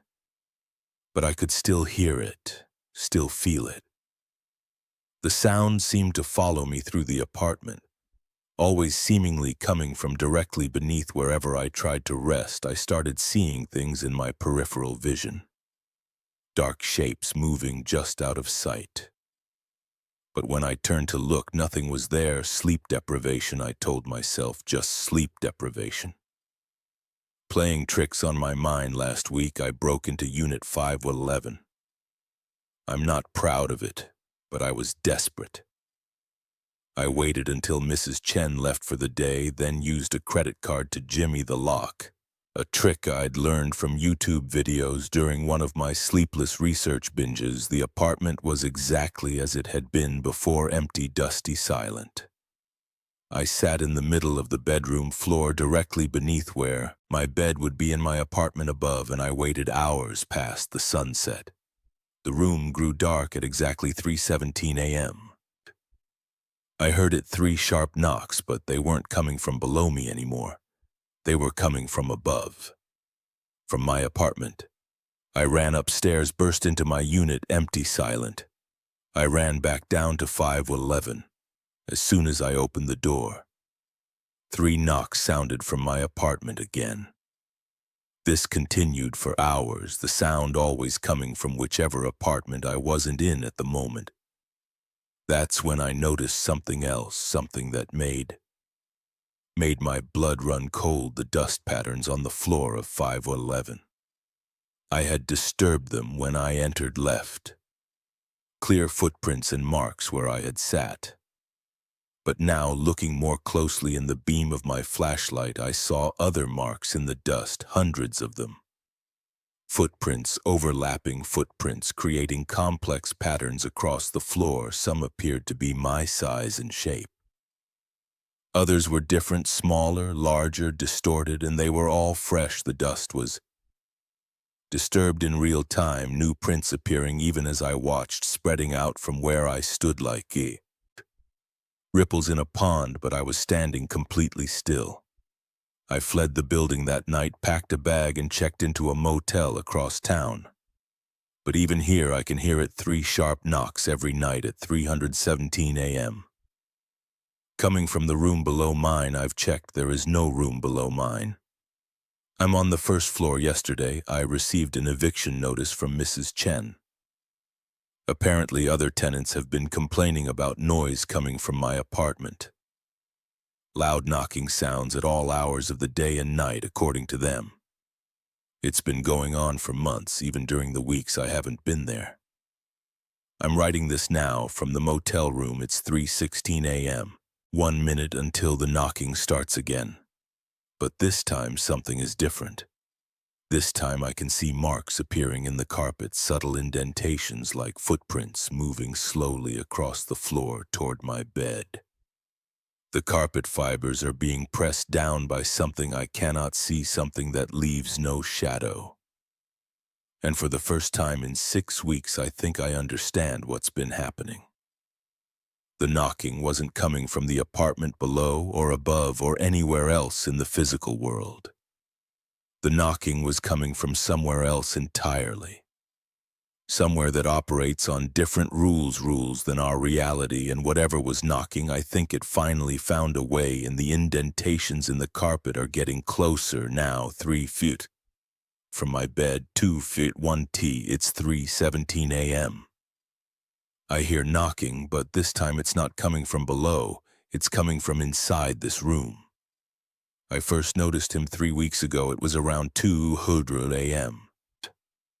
at Joey's all-night diner, where I'd been eating my late dinners after my night shift at the hospital. He sat in the last booth pressed against the wall, wearing a brown tweed jacket and a red tie that looked like it came from the 1970s. His posture was perfect, rigid, with both hands flat on the table. At first, I didn't think much of it. Lots of strange people come the 24-hour diners in the middle of the night. I'm one of them, but then I noticed he was there the next night and the next always.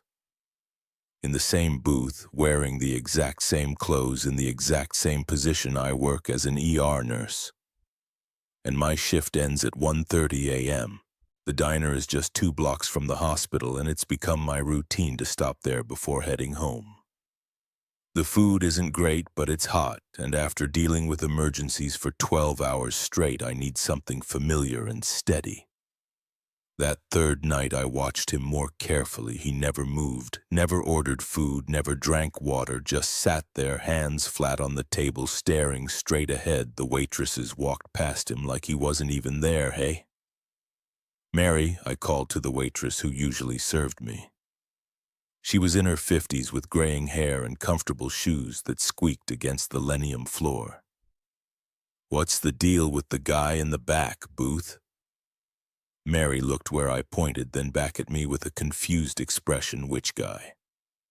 "Honey, the one in the brown jacket, been here every night this week." She turned again, squinting. "I don't see anyone back there."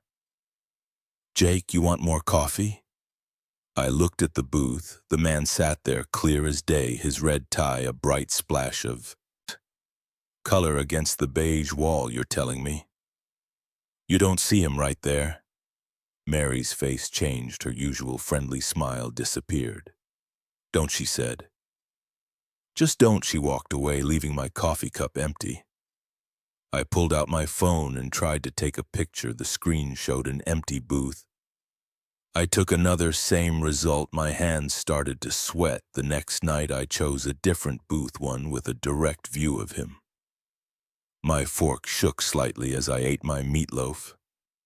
The man's face was unremarkable, and middle-aged, clean-shaven, with neat brown hair combed to the side. His eyes looked straight ahead, never blinking. I started taking notes on my phone. Every night he appeared at exactly 2:13 a.m. Before that, the booth was empty. I never saw him enter. He was just suddenly there, like someone had switched on a projection. One night I decided to sit in the booth right next to his.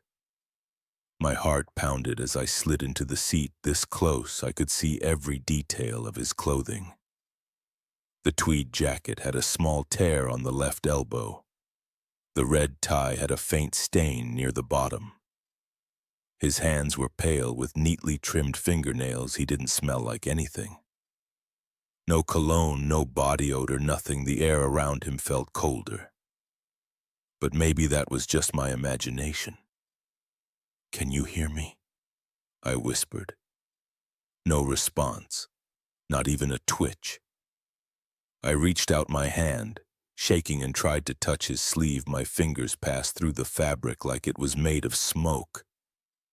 A cold sensation shot up my arm, and I jerked back, knocking over my water glass. The crash drew stares from other customers. When I looked back, the man was still there, unmoved, unresponsive.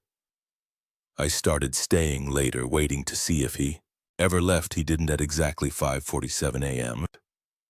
He would vanish, no movement, no fade out, just there 1 second and gone the next. My co-workers at the hospital noticed something was wrong. I was distracted during shifts, making small mistakes. The head nurse pulled me aside and asked if everything was okay. I said I wasn't sleeping well. It wasn't a lie. I tried different approaches one night. I brought a thermal camera I borrowed from the hospital's maintenance department through its screen. The booth was empty and EMF meter showed no readings. A digital voice recorder picked up nothing but the normal sounds of the diner. I searched local news archives online. Nothing about deaths at the diner, no missing persons matching his description. I even asked the diner's owner, an old Greek man named Stavros, about the history of the place. 32 years I own this place. He said nothing strange, nothing bad, just good food, good business. He looked at me hard. You should eat somewhere else for a while, I think. But I couldn't stay away. The man had become an obsession. I needed to understand what he was, why he was there. My sleep schedule fell apart completely. Even when I wasn't at the diner, I thought about him constantly. I started scanning crowds for his brown tweed jacket and red tie one night about 2 weeks in. Something changed. I was in my usual booth, pretending to read news on my phone while watching him at exactly 3:33 a.m. His head turned slowly, mechanically, like a security camera, until he faced me directly. His eyes were brown, normal looking, but as I stared into them, I felt a pressure building in my head. The diner's fluorescent lights seemed to brighten until they were blinding. The normal sounds, clinking plates, murmured conversations. The hum of the refrigerator grew louder and louder until they became a deafening roar. I gripped the edge of the table, my knuckles white. The man's mouth opened, revealing normal teeth, a normal tongue. But the sound that came out wasn't normal at all. It was like static and whispers and screaming all at once. I ran out of the diner, drove home way too fast. Spent the rest of the night sitting in my bathroom with the lights on, jumping at every sound. I didn't go back for 3 days, ordered delivery instead. Ate at my apartment, but the whole time I felt watched. The darkness in the corners of my bedroom seemed deeper than usual, while every reflection in every window looked wrong somehow. When I finally returned to the diner, he was there, same position, same clothes, same blank stare ahead, like nothing had happened. Mary refused to serve my section anymore. A younger waitress named Tanya took over. She was new and didn't know about the man in the booth. But after a few nights, I noticed her taking longer routes to avoid passing near him. I started talking to the other late-night regulars. Most of them were like me. Hospital workers, security guards, taxi drivers, people whose lives happened while the rest of the world slept. None of them would acknowledge the man in the brown jacket. But I noticed how they all chose seats far from the back booth. How their eyes skipped over that section of the diner like it was hidden behind a curtain. Last night, something new happened. I was picking at a slice of apple pie, stealing glances at him like usual. When the lights flickered just for a second, in that moment of darkness, I saw him standing right next to my booth.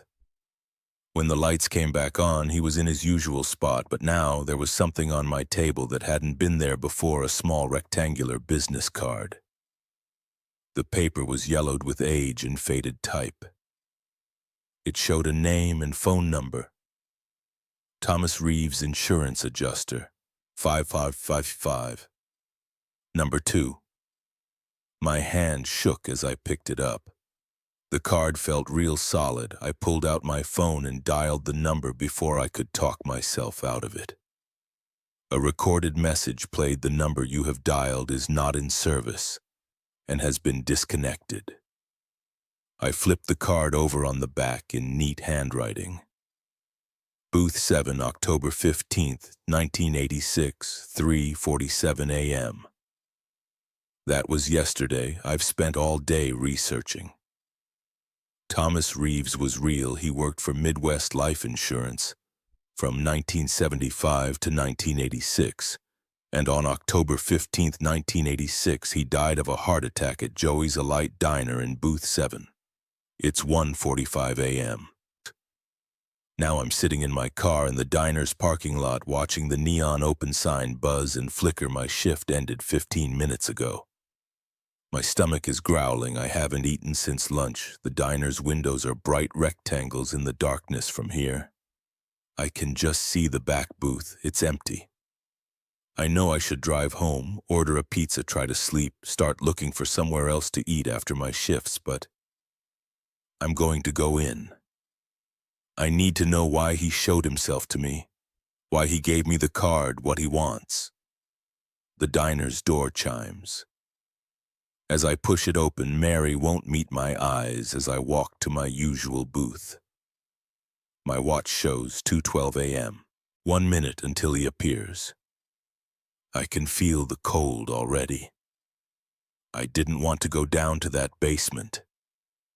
The superintendent had asked me 3 times already to help clear out the old storage room, and I'd made excuses every time, but when he caught me in the lobby yesterday and mentioned he'd start charging a fee for unused storage spaces, I knew I had to deal with it. The basement of my apartment building stank of mold and old paper. My footsteps echoed against the concrete floor as I made my way past the rusted metal storage cages. The fluorescent lights buzzed overhead. Flickering every few seconds, Unit B14 was mine. The numbers were barely visible under decades of grime. The padlock was stuck. I had to yank it 3 times before it opened with a sharp crack that bounced off the walls. Inside, cardboard boxes were stacked to the ceiling. Some had collapsed, spilling yellow papers across the floor. The air felt thick and stale. I grabbed the closest box and sneezed as dust flew up.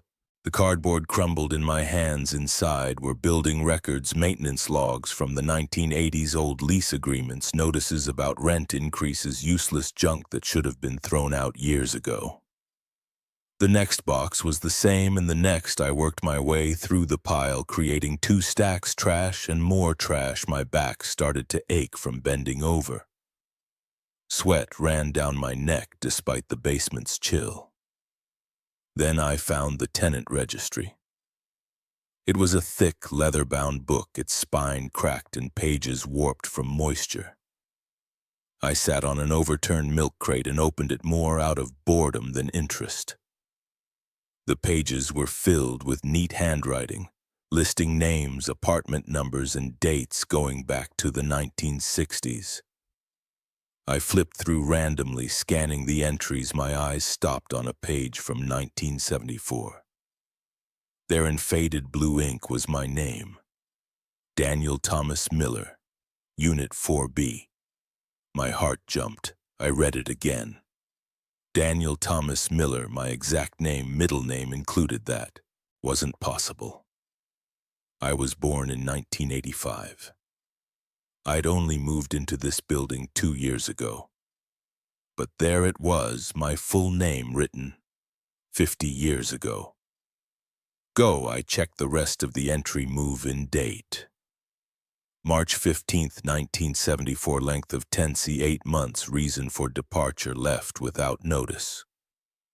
My hands were shaking. I turned the page looking for more information, but there was nothing else about this other Daniel Miller, just more names and dates. I pulled out my phone and opened the flashlight app, shining it close to the page. The writing was clear. No mistaking those letters. I took a photo, then another. The flash illuminated the darkness beyond my storage unit, casting strange shadows on the basement walls. A pipe creaked somewhere in the darkness. I jumped. Dropping my phone, it clattered on the concrete. When I picked it up, the screen was cracked. I needed more information. I dug through the remaining boxes with new urgency, ignoring the dust and cobwebs. Most contained similar records: utility bills, repair invoices, complaint forms, and a water-damaged box at the back.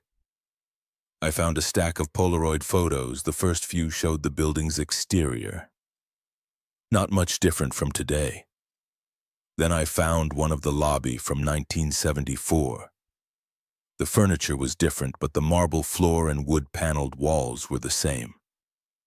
A man stood by the mailboxes, his back to the camera. My hands were trembling so badly I almost dropped the photo. The man wore a brown corduroy jacket and had dark hair cut short. Exactly like the jacket I'd bought at a vintage store last month. Exactly like my hair. I flipped through more photos. Most were too faded or water damaged to make out clearly. Then I found another one of the same man, this time facing the camera. The image was blurry, but I could see his face, my face. I sat there staring at it for a long time. The resemblance was exact. The same nose, same jaw, same slight asymmetry to the eyes, even the small scar above my right eyebrow where I'd fallen off my bike. As a kid, this had to be a mistake or a prank. Maybe someone had photoshopped these pictures, planted them here as a joke.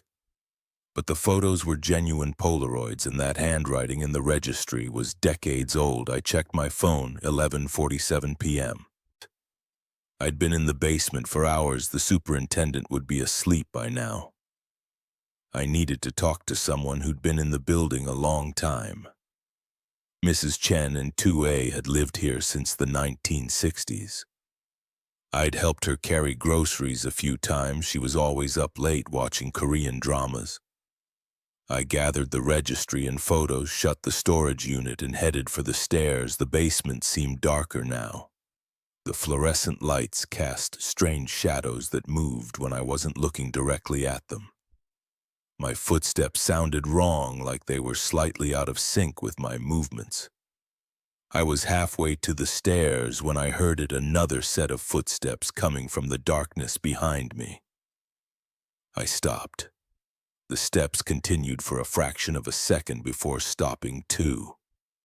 My heart pounded against my ribs. I turned around slowly. The basement stretched into darkness beyond the reach of the flickering lights.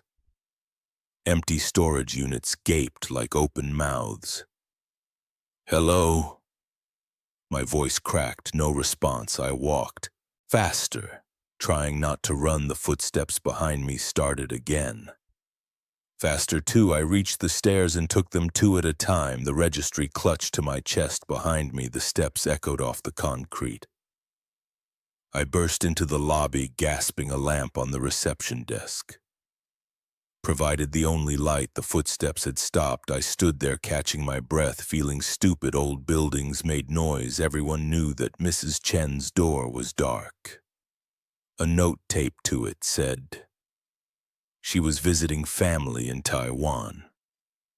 I cursed under my breath. Back in my apartment, I spread the photos on my kitchen table. They looked different under normal lighting. Older, more faded, but the man's face was still unmistakably mine. I opened my laptop and searched the building's address plus Daniel Miller, 1974. Nothing relevant came up. I tried variations D.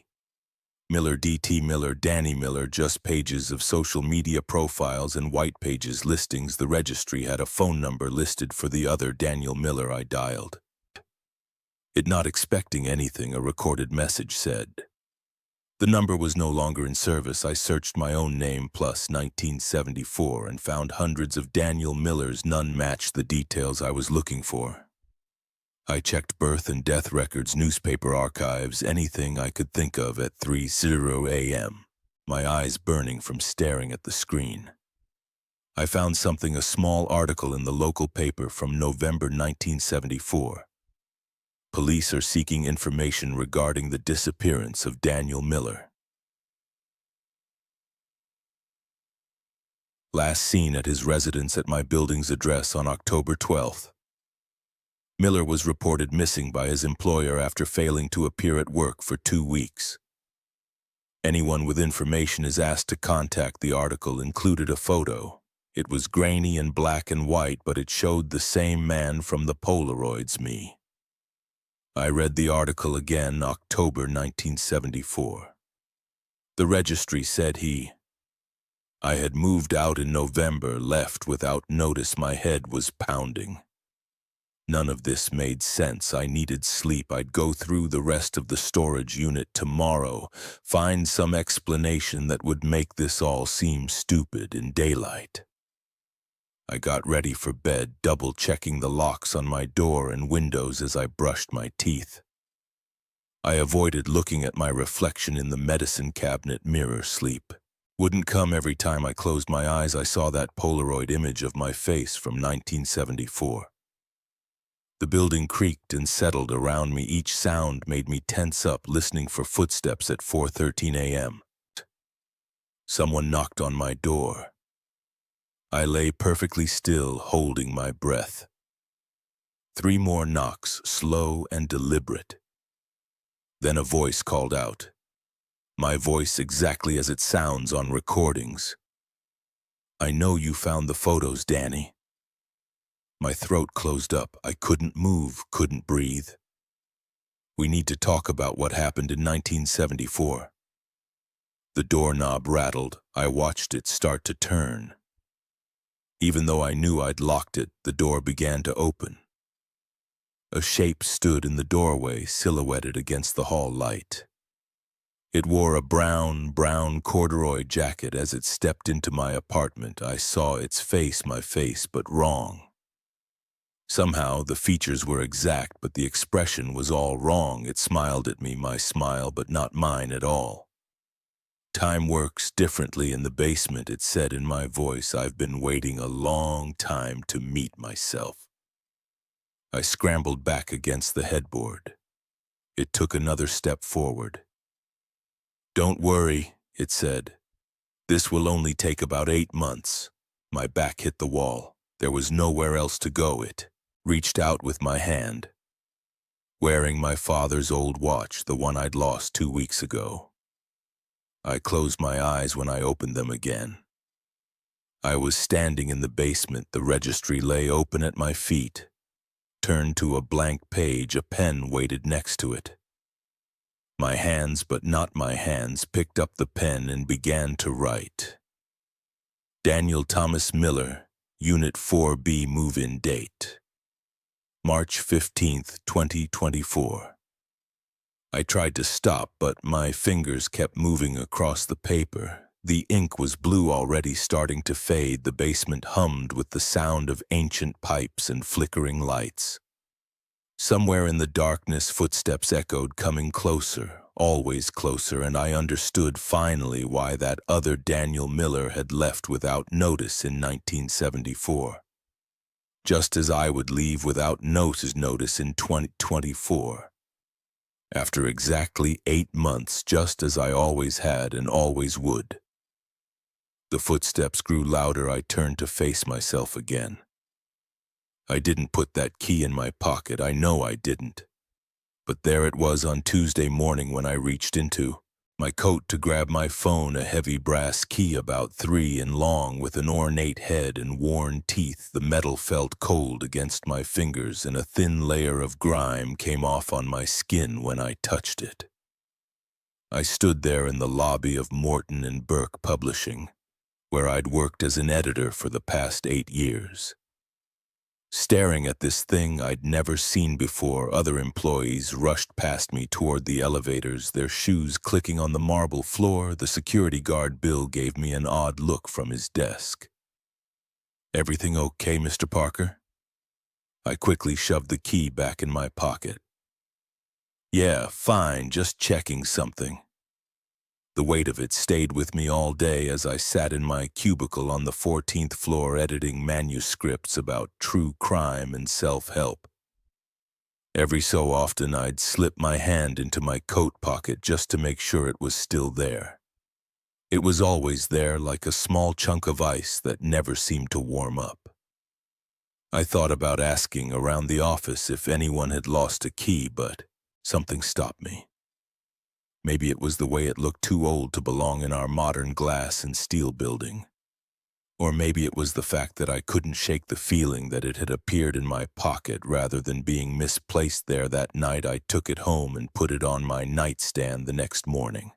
It was still there, catching the early sunlight. I picked it up and noticed more details, tiny scratches in the metal. A pattern of crosses on the head and what looked like the number 7 stamped near the tip. My fingers left fresh smudges on its dull surface. I brought it back to work with me. Don't ask me why, it just felt important, like something I shouldn't leave behind. For 3 days it rode in my pocket while I went about my normal routine: coffee from the cart in the lobby, manuscript reviews, lunch at my desk, meetings in conference room B, more coffee, more manuscripts. On Friday, I had to stay late to finish evaluating a promising thriller submission. The office was almost empty by 7:00 p.m. The fluorescent lights hummed, computer screens glowed in the darkness of bacon cubicles. My eyes burned from staring at my monitor. I needed to stretch my legs, so I took a walk around the floor. That's when I noticed it. A door I'd never seen before, tucked into an alcove behind the supply room. The paint matched the walls exactly, but it looked older than the rest of the building's doors. No nameplate, no window, just a keyhole with brass fittings that had turned green with age. My heart started beating faster.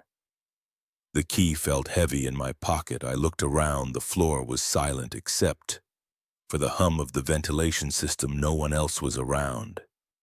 I took out the key and held it up to the keyhole. The worn brass matched perfectly.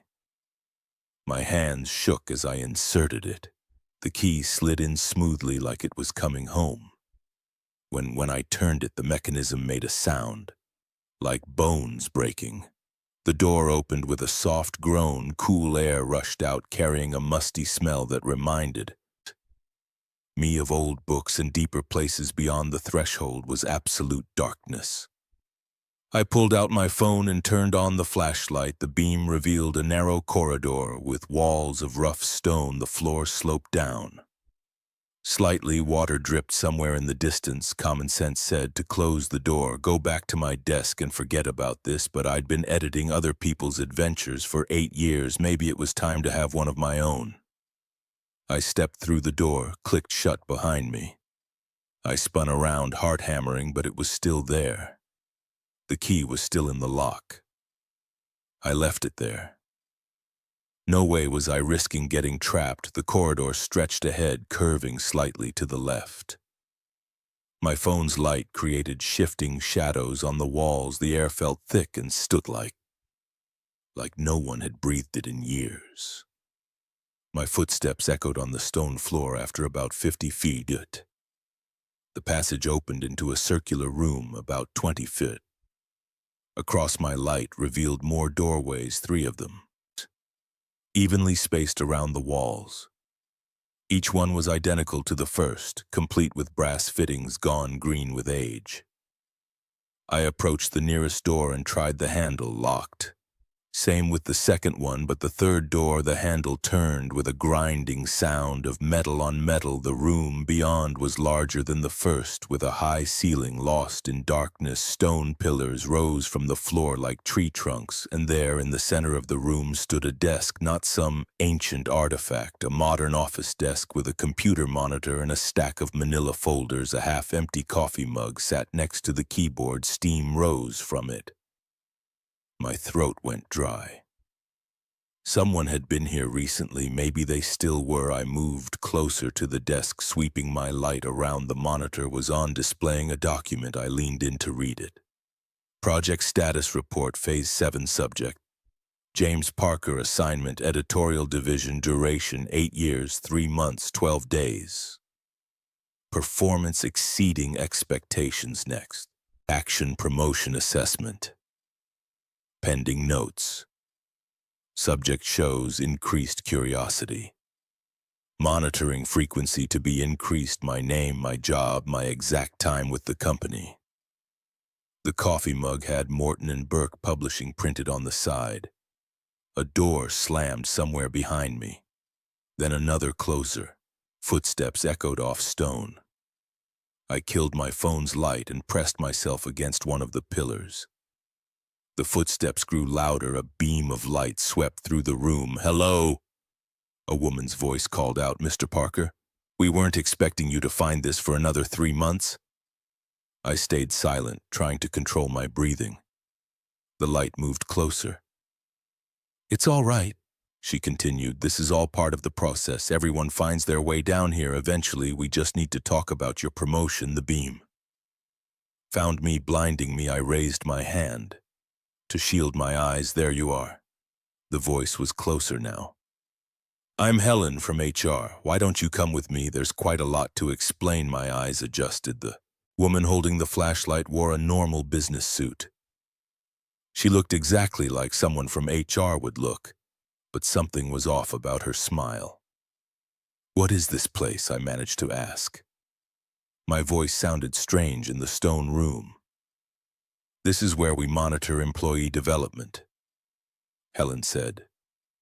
We find it's better than traditional performance reviews, more organic. The key appears when an employee is ready for advancement. Though you found yours a bit ahead of schedule, the key just appeared in my pocket.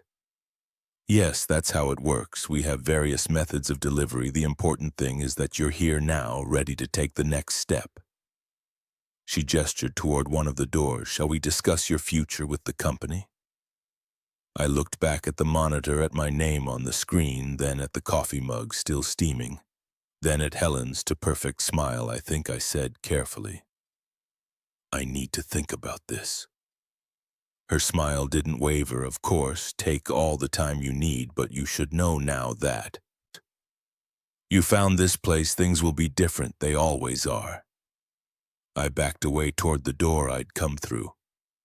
Helen didn't move to stop me. She just stood there smiling as I fumbled for the key and practically ran back up the corridor.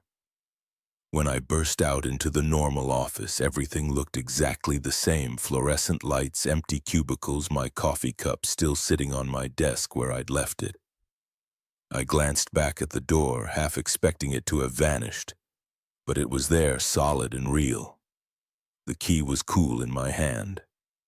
That was 3 days ago. I still have the key. I haven't gone back through the door, but I know it's there. Every morning when I arrive at work, I take a different route to my desk, to us and walking past that alcove, but I can feel it waiting.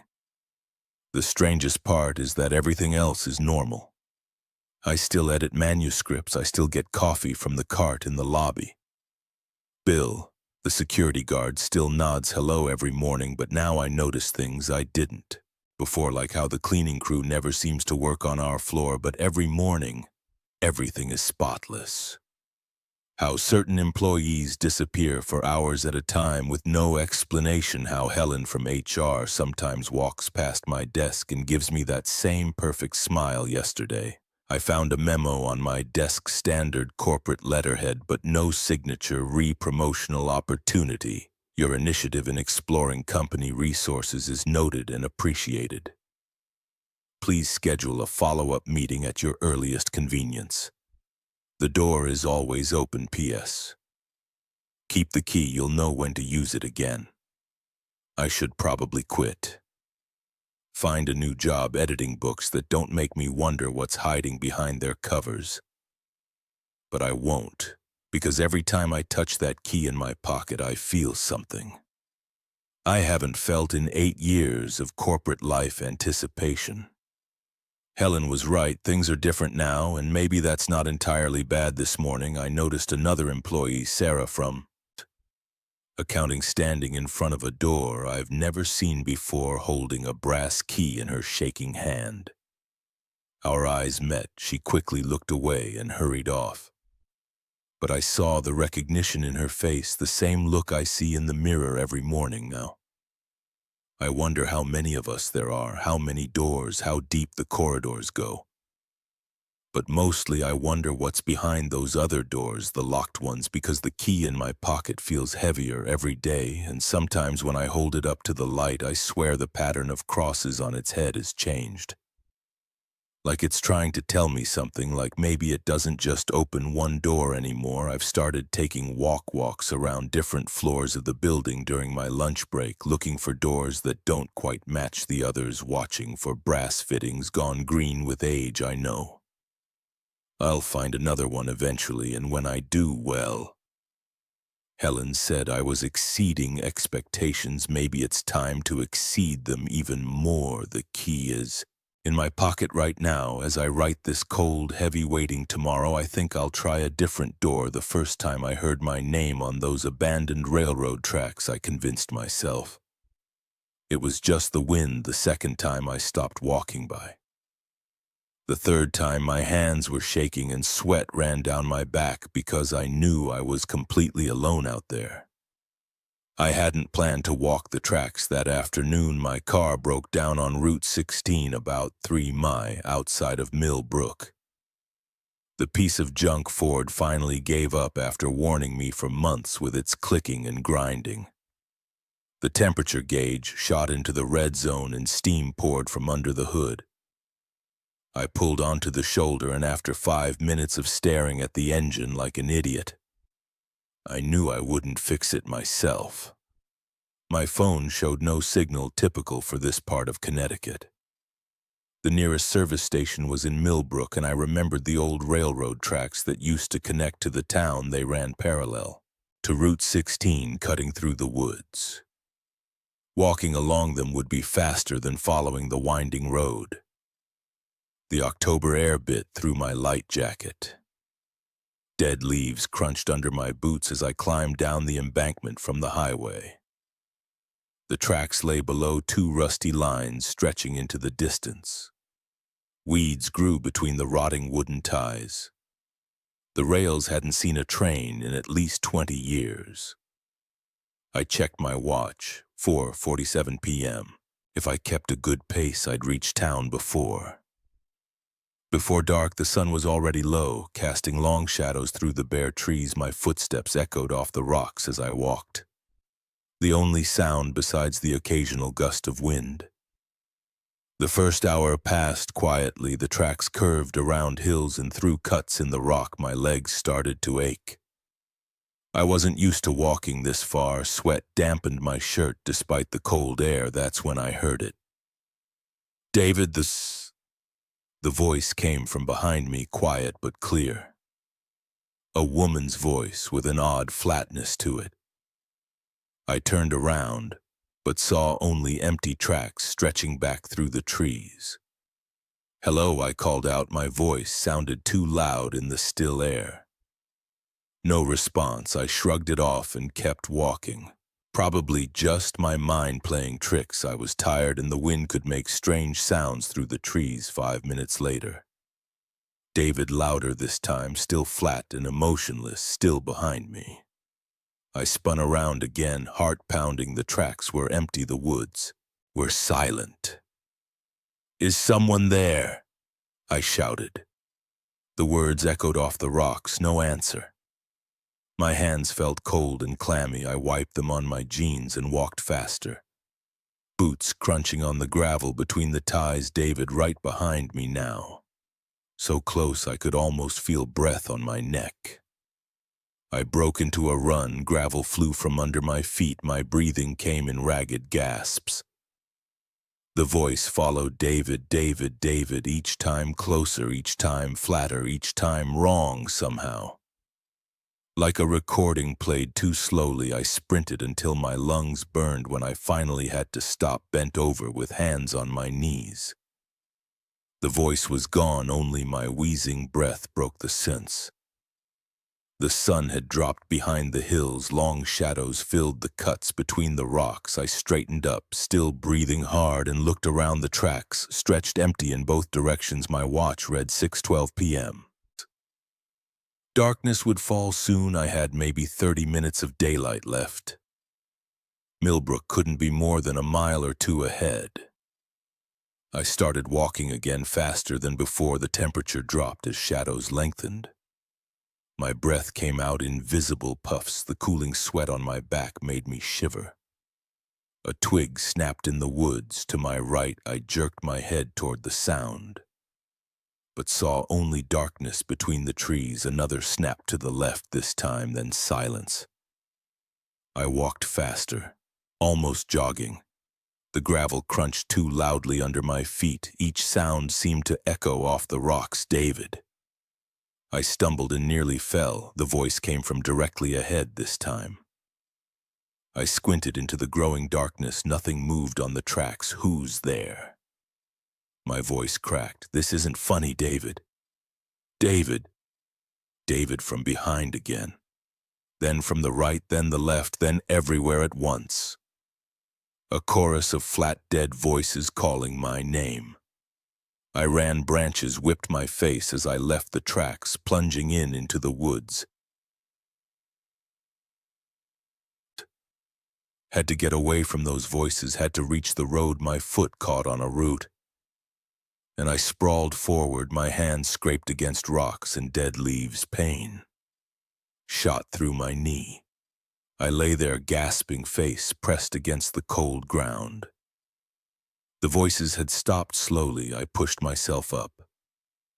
Blood trickled from scrapes on my palms, my knee throbbed where I'd hit it. Trees loomed around me in the darkness. I had no idea which direction I'd come from. The tracks were hidden somewhere in the growing shadows. My phone still showed no signal. A branch cracked behind me. I whirled around, nothing there. Just darkness between the trees, another crack closer, then another. Something moved in the shadows, a darker shape against the darkness. I caught a glimpse of pale skin, wrong somehow. Too white, too smooth. I ran again. Branches tore at my clothes, roots tried to trip me. I had no idea where I was going, just away, away from whatever was behind me. The ground sloped upward. I scrambled up, grabbing at trees to pull myself higher. My lungs burned, my legs trembled. David. The voice came from above me now. I looked up and screamed. A face hung in the darkness between the trees, pale white, with black holes where the eyes should be. The mouth opened too wide, showing teeth that gleamed like metal. David, I lost my footing and tumbled backward down the slope. Rocks and branches battered me as I fell. I hit the bottom hard, driving the air from my lungs. Pain shot through my whole body. I couldn't breathe, couldn't move. Footsteps crunched in the leaves, coming closer, slow, deliberate. I forced my eyes open. The thing from the slope stood over me in the last gray light. I could see it clearly now. It looked almost human, almost, but the proportions were wrong. The arms too long, the fingers too thin, the skin so white it seemed to glow. The face was the worst part. No eyes, just smooth skin where they should be. The mouth was a jagged line that split the lower face, filled with gleaming metal teeth. It reached for me with those long fingers. David. It said in that flat voice, "We've been waiting for you." More shapes emerged from the darkness, more pale faces, more metal teeth. I tried to scream, but no sound came out. My body wouldn't move. The first creature's hand touched my face. Its skin felt like cold plastic. Time to come home. David, the others moved closer, surrounding me. Their hands reached down. Cold plastic fingers pressed against my skin. "No," I managed to whisper. "Please, we've missed you, David." They said in unison, voices flat and dead. "We've missed you so much." They lifted me from the ground. I couldn't fight, couldn't even move. Their cold hands held me as they carried me into the darkness. I saw the railroad tracks one last time, gleaming faintly in the distance. Then the shadows swallowed everything. I don't know how long they carried me. Time seemed to stop in the darkness. My body felt numb. Only their cold hands against my skin told me I was still alive. We went down into the earth through tunnels that shouldn't exist. The air grew colder, damper. It smelled of wet stone and decay. Lights appeared ahead, not electric lights. Some kind of pale blue glow that seemed to come from the walls themselves. It illuminated a vast underground space. More of them waited there, dozens, hundreds. All those eyeless faces turned toward me as they carried me past. "Welcome home," they said together. Their voices echoed off the stone walls. They took me to a chamber deep underground. Machines lined the walls. Old machines covered in rust and grime, but they hummed with power cables and tubes snaked across the floor in the center. Stood something like an operating table, metal restraints hung from its sides. "No," I said again. My voice was barely a whisper. "Please don't." They lifted me onto the cold metal surface. The restraint snapped closed around my wrists and ankles more. Bands wrapped around my chest and head, holding me. Completely immobile, one of them leaned over me, its mouth split open, showing those terrible metal teeth. "Don't worry, David," it said. "Soon you'll be just like us. Soon you'll understand something." Word above me. A machine descended from the ceiling, all sharp edges and gleaming needles. "We've waited so long for you to come back," they said. "Now we can make you perfect, make you pure, make you one of us." The needles touched my skin. Pain exploded through my body. I screamed until my voice gave out, screamed as they cut away what made me human, screamed as they replaced flesh with metal and plastic.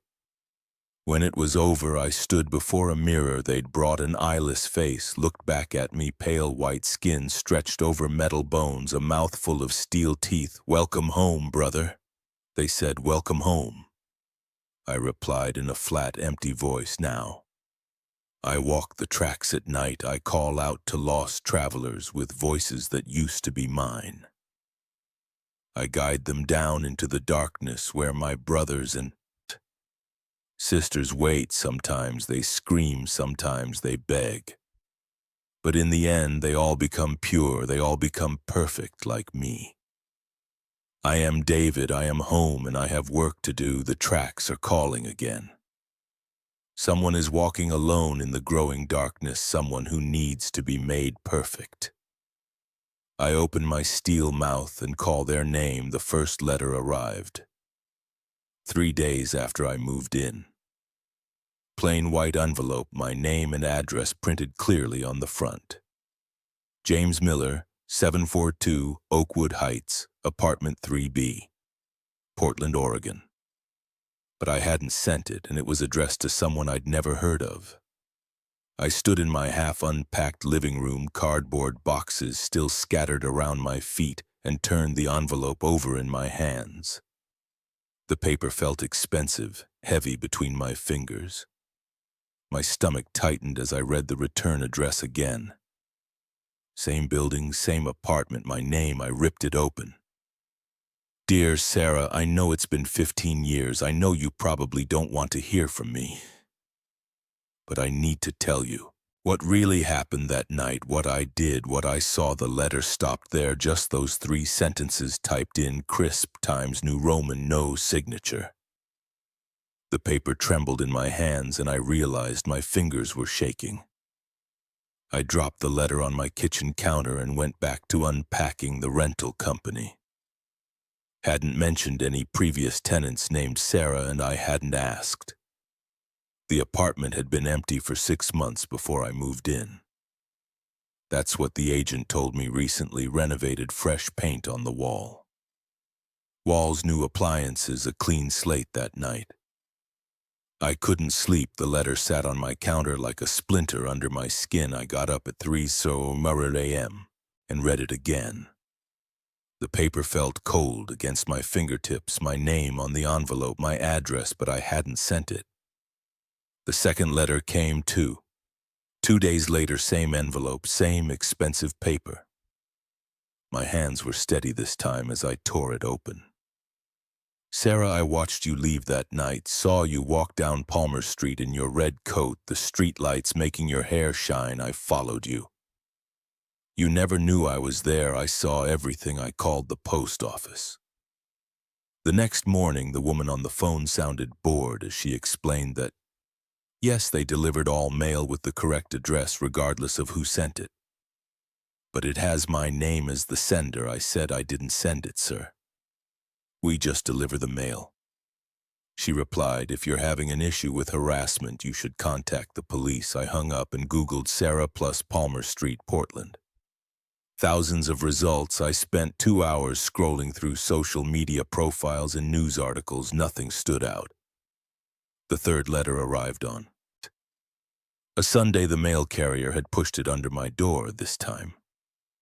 My hands shook so badly I had to set the envelope down on my coffee table and take 3 deep breaths before opening it. Sarah, the police got it wrong. They think they know what happened, but they don't.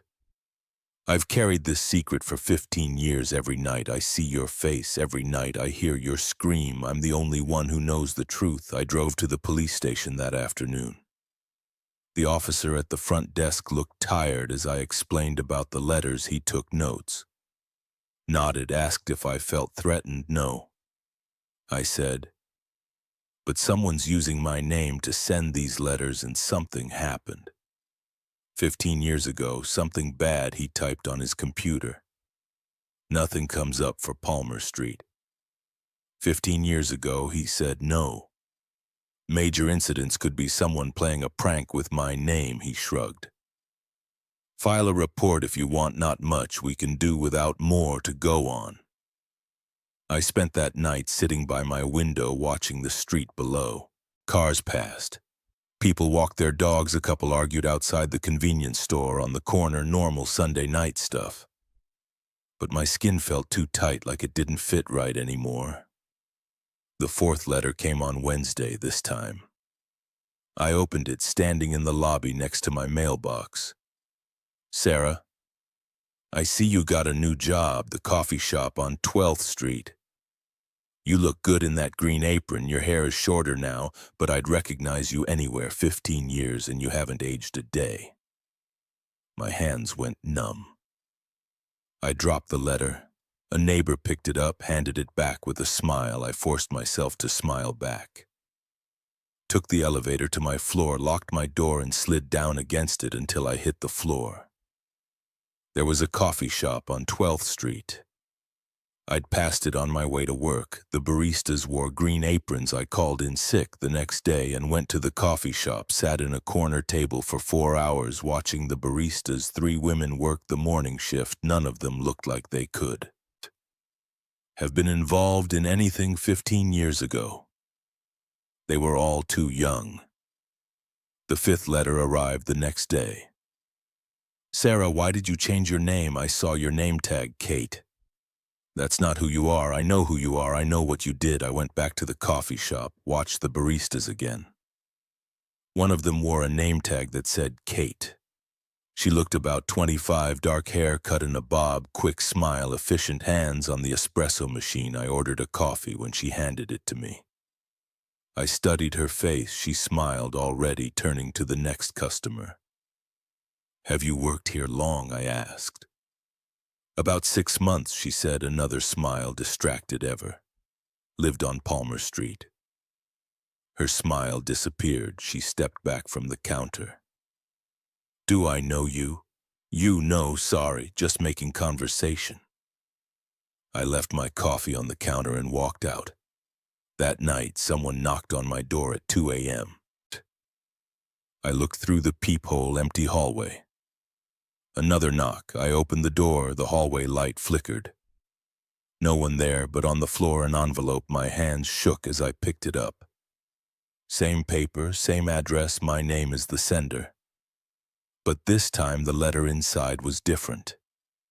James, I know you're reading my letters to Sarah. Stop looking for her. This isn't your story. Go back to your life. Forget about Palmer Street.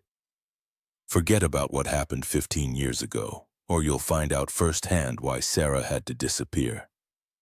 I slept with the lights on that night. In the morning, I called the rental agency. Did someone named Sarah live in my apartment before me, sir?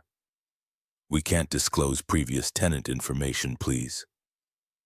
It's important. A pause, keyboard clicking. That unit was empty for 6 months before you moved in. Before that. Let me check. No. Sarah listed previous tenant was a Robert Chen, lived there. 4 years. I hung up and Googled missing persons cases from 15 years ago, spent hours scrolling through databases, found 3. Sarah, who had disappeared in Oregon, none in Portland, none on Palmer Street. The 7th letter came the next day, just 3 words. Stop looking. James, I didn't sleep that night or the next, sat by my window with all the lights off, watching the streetcars past.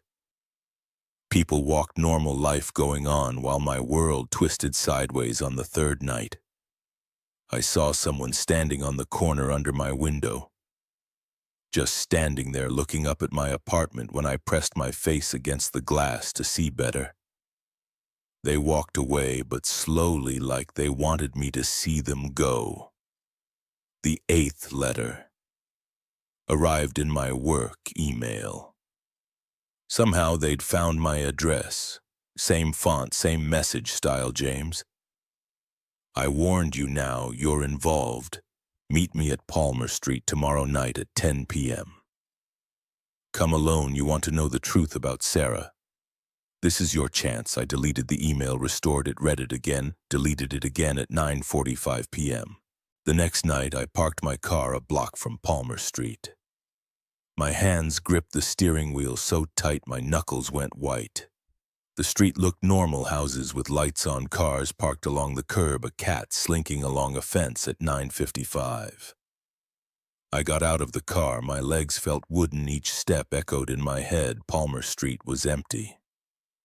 I checked my phone, 10 p.m.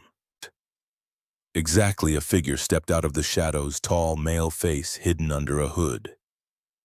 James Miller, he said. Not a question, I nodded. You've been looking for Sarah, who are you? He took a step closer. Someone who knows the truth about what happened 15 years ago, about what's happening now. Another step. Sarah isn't dead, James. She's hiding. And now you've drawn attention to her, made people start asking questions again. What people? He laughed. The sound scraped against my ears, the kind of people who make other people disappear. A car turned onto Palmer Street, headlights sweeping across us. When the light faded, he was gone. The 9th letter waited in my mailbox the next morning. James, you met him last night now. You understand, some stories should stay buried, some truths are better left unknown. Sarah understood that. That's why she disappeared. Go back to your life. Forget about the letters. Forget about Sarah. This is your last warning. I packed a bag that night, booked a hotel across town. As I walked to my car, a woman stepped out of the shadows by the building entrance. Kate, I said. She wasn't wearing her green apron now. Her face looked harder in the streetlight. My name isn't Kate, she said. Sarah, she shook her head. Sarah's gone, has been for 15 years. You need to let this go, but the letters were a warning. Someone noticed you asking questions. The wrong people noticed. Who? She looked over her shoulder. I have to go. Don't try to find me again. Don't try to find Sarah. Just live your life, James, while you still can. She walked away. I watched until she disappeared around the corner. When I got to my car, an envelope sat on the driver's seat. My window wasn't broken. The doors were still locked inside. One sentence. Some stories end with a warning. This is yours. I drove to the hotel, checked in under a false name, sat on the bed and stared at the wall until sunrise the next day. I gave notice at my job, called the rental agency and told them I was breaking my lease. Packed everything I owned into my car as I drove out of Portland, heading east with no real destination in mind. My phone buzzed. Email from an address I didn't recognize. Smart choice, James. Some mysteries should stay. Mysteries, some stories should stay untold. Drive safe. Don't look back. I deleted the email, turned off my phone, kept driving. That was 2 months ago. I'm in another city now, new job, new apartment. The letter stopped, but sometimes late at night I think about Sarah, about what happened 15 years ago on Palmer Street, about the truth buried under all those warnings, and I check my mailbox every morning with shaking hands, waiting for another envelope. With my name as the sender, so far nothing, but every time I see someone in a red coat or pass a coffee shop with green apron, baristas, or hear footsteps behind me on a dark street, I remember some stories don't want to be told, some mysteries don't want to be solved, and some warnings should be heeded. I heeded mine, I hope. You heed yours. Just forget you read this. Go back to your life. Don't ask questions about Sarah or Palmer Street or what happened 15 years ago, because sometimes the most dangerous thing isn't the truth. It's the people who want it to stay hidden. The GPS said to turn right. I shouldn't have listened now. I'm stuck in the middle of nowhere and something's out there in the dark. I've been hearing it for hours. The sounds keep getting closer, but let me start from the beginning. I was driving home from a business meeting in Burlington, Vermont. It was Tuesday, October 12th, around 6:00 p.m. The sun was already setting, and I wanted to get back to Boston before it got too late. My regular route would take about 4 hours with traffic, but my phone's GPS suggested a shortcut through some back roads that would save me an hour. I pulled into a gas station to fill up before taking the detour. The old guy behind the counter looked at me. Funny, when I mentioned the route that road, he scratched his beard. Ain't been maintained in years. Nobody goes that way anymore. I laughed it off. GPS says it's still active, should be fine in my SUV. He shrugged and handed me my receipt. Your call, buddy. Just stick to the main roads after dark. I ignored him. Local folks always had stories about back roads. Besides, my 2023 Range Rover could handle anything. I pulled out of the station and followed the GPS instructions, turning onto a narrow 2-lane road that wound through dense forest. The first hour was fine. The pavement was rough but passable. My phone showed I was making good time, but as the sun disappeared, appeared completely. The road got worse. Potholes appeared more frequently. Tree branches scraped against my car's sides. The GPS voice crackled. Turn right in 500 feet. I slowed down and squinted through the darkness. There was a dirt road heading into the trees. No street sign, no markers, just tire tracks disappearing into black forest. My phone lost signal for a moment, then came back, recalculating. Continue on current route. I should have turned around right then, but the GPS insisted this was still the fastest way. And I was already an hour into the shortcut. Going back would just waste time. The dirt road got narrower. Tree branches closed in overhead, blocking out what little moonlight there was. My headlights caught glimpses of broken fence posts and crumbling stone walls hidden in the undergrowth. Then I saw the house. It was set back from the road about 50 yards. A colonial-style building with PE white paint and dark windows. Something about it made my skin crawl as I drove past. I could have sworn I saw a movement behind one of the upstairs windows, just a quick shadow there and gone. My hands tightened on the steering wheel. The road curved sharply around a hill, and that's when things really went wrong. The tire hit the pothole hard. I heard a loud pop and felt the car lurch to the right. I fought the wheel as the SUV slid in the mud, the back end fishtailed. I pumped the brakes, but it was too late. The Range Rover slid off the road and into a drainage ditch. The front wheels sank deep into thick black mud. The engine died. No. I turned the key. The starter waited, but the engine wouldn't catch. I tried again. Nothing. I grabbed my phone. No signal. Okay. Don, don't panic. I talked to myself in the sudden silence. Just get out and check the damage. I opened the door and stepped down. My foot sank. Ankle deep in cold mud, the beam of my phone's flashlight showed me the bad news. The right front tire was completely shredded and the car was stuck at an angle in the ditch. Even with 4 good wheels, I'd need a tow truck to get out. I slogged through the mud to check the trunk. I had a spare tire, but it wouldn't help in this situation. What I needed was another vehicle or a winch. The temperature was dropping fast. My breath made clouds in the beam of the flashlight. I could try walking back to the main road, but I had no idea how far that was. In the dark, I'd likely get lost. Better to wait until morning. I had half a tank of gas so I could run the heater if needed. I had some protein bars and water bottles from my business trip. I'd be uncomfortable, but I'd survive the night. I climbed back in and locked the doors. The dashboard clock read 8:47 p.m. That's when I heard the first sound. It was faint, just a crack of a branch in the woods, probably a deer or raccoon. But something about it made the hair on my neck stand up. I waited, straining my ears. The forest was dead silent, no crickets, no owls, nothing. Another crack closer. This time, then another. Something was moving through the trees, heading toward the road. I killed my flashlight and sat perfectly still, watching the woods through the windshield. The moon had risen, casting weak light through the branches. Dark shapes shifted in the shadows.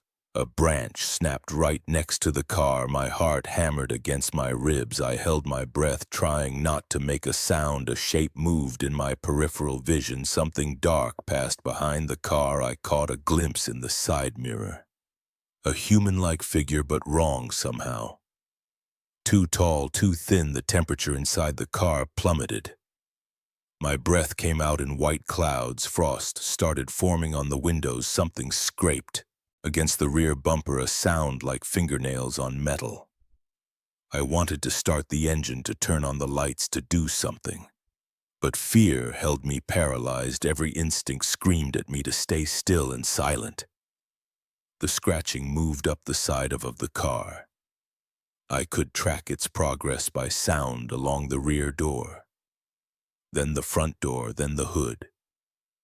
A shadow fell across the windshield. I looked up.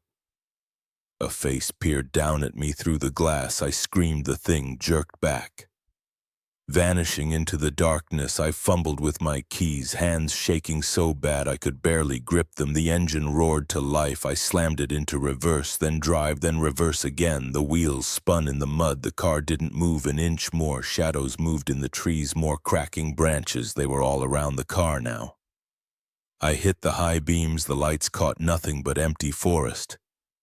But I could hear them moving out there, circling the vehicle. The temperature kept dropping. Ice crystals spread across the windows in intricate patterns. The heater was running full blast, but I couldn't stop shivering.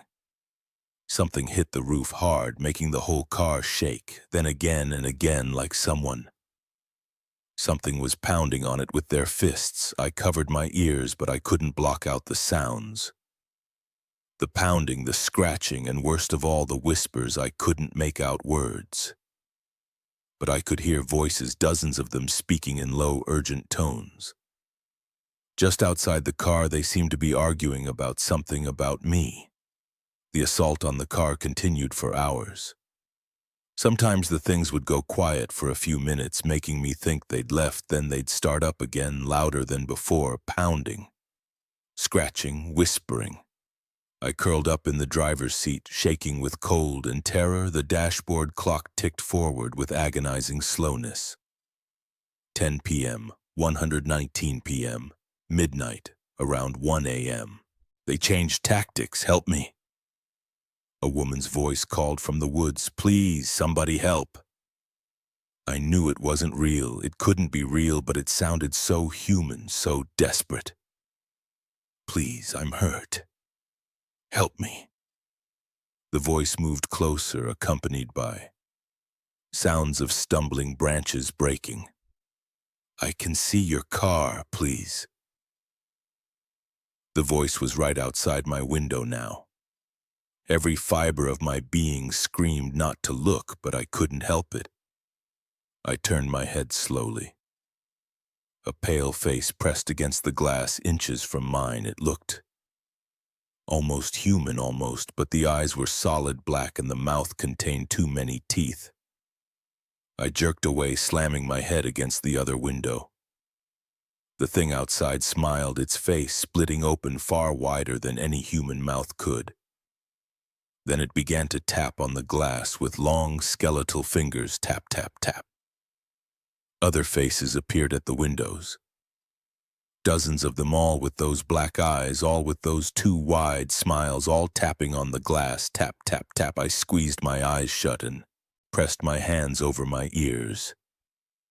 but I could still hear them, still feel their presence outside the car, still sense their hunger. I don't know how long I stayed like that. Time lost all meaning. There was only the cold, the tapping, and the absolute certainty that if I opened my eyes, they would still be there watching, waiting. The first hint of dawn saved me as the sky began to lighten, the tapping stopped, the temperature slowly rose. When I finally opened my eyes, the windows were clear of frost. The forest was empty. I sat there for another hour, waiting for full daylight, my whole body ached from being cramped in the same position all night. My throat was raw from screaming at 7:23 a.m. A pickup truck came down the road. The driver, an old farmer, stopped and helped winch my car out of the ditch. He didn't seem surprised to find me there. "Took the shortcut, didn't you?"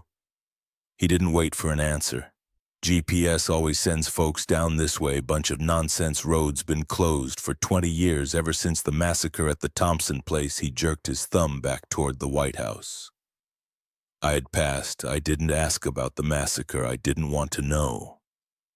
The spare tire got me to the nearest town.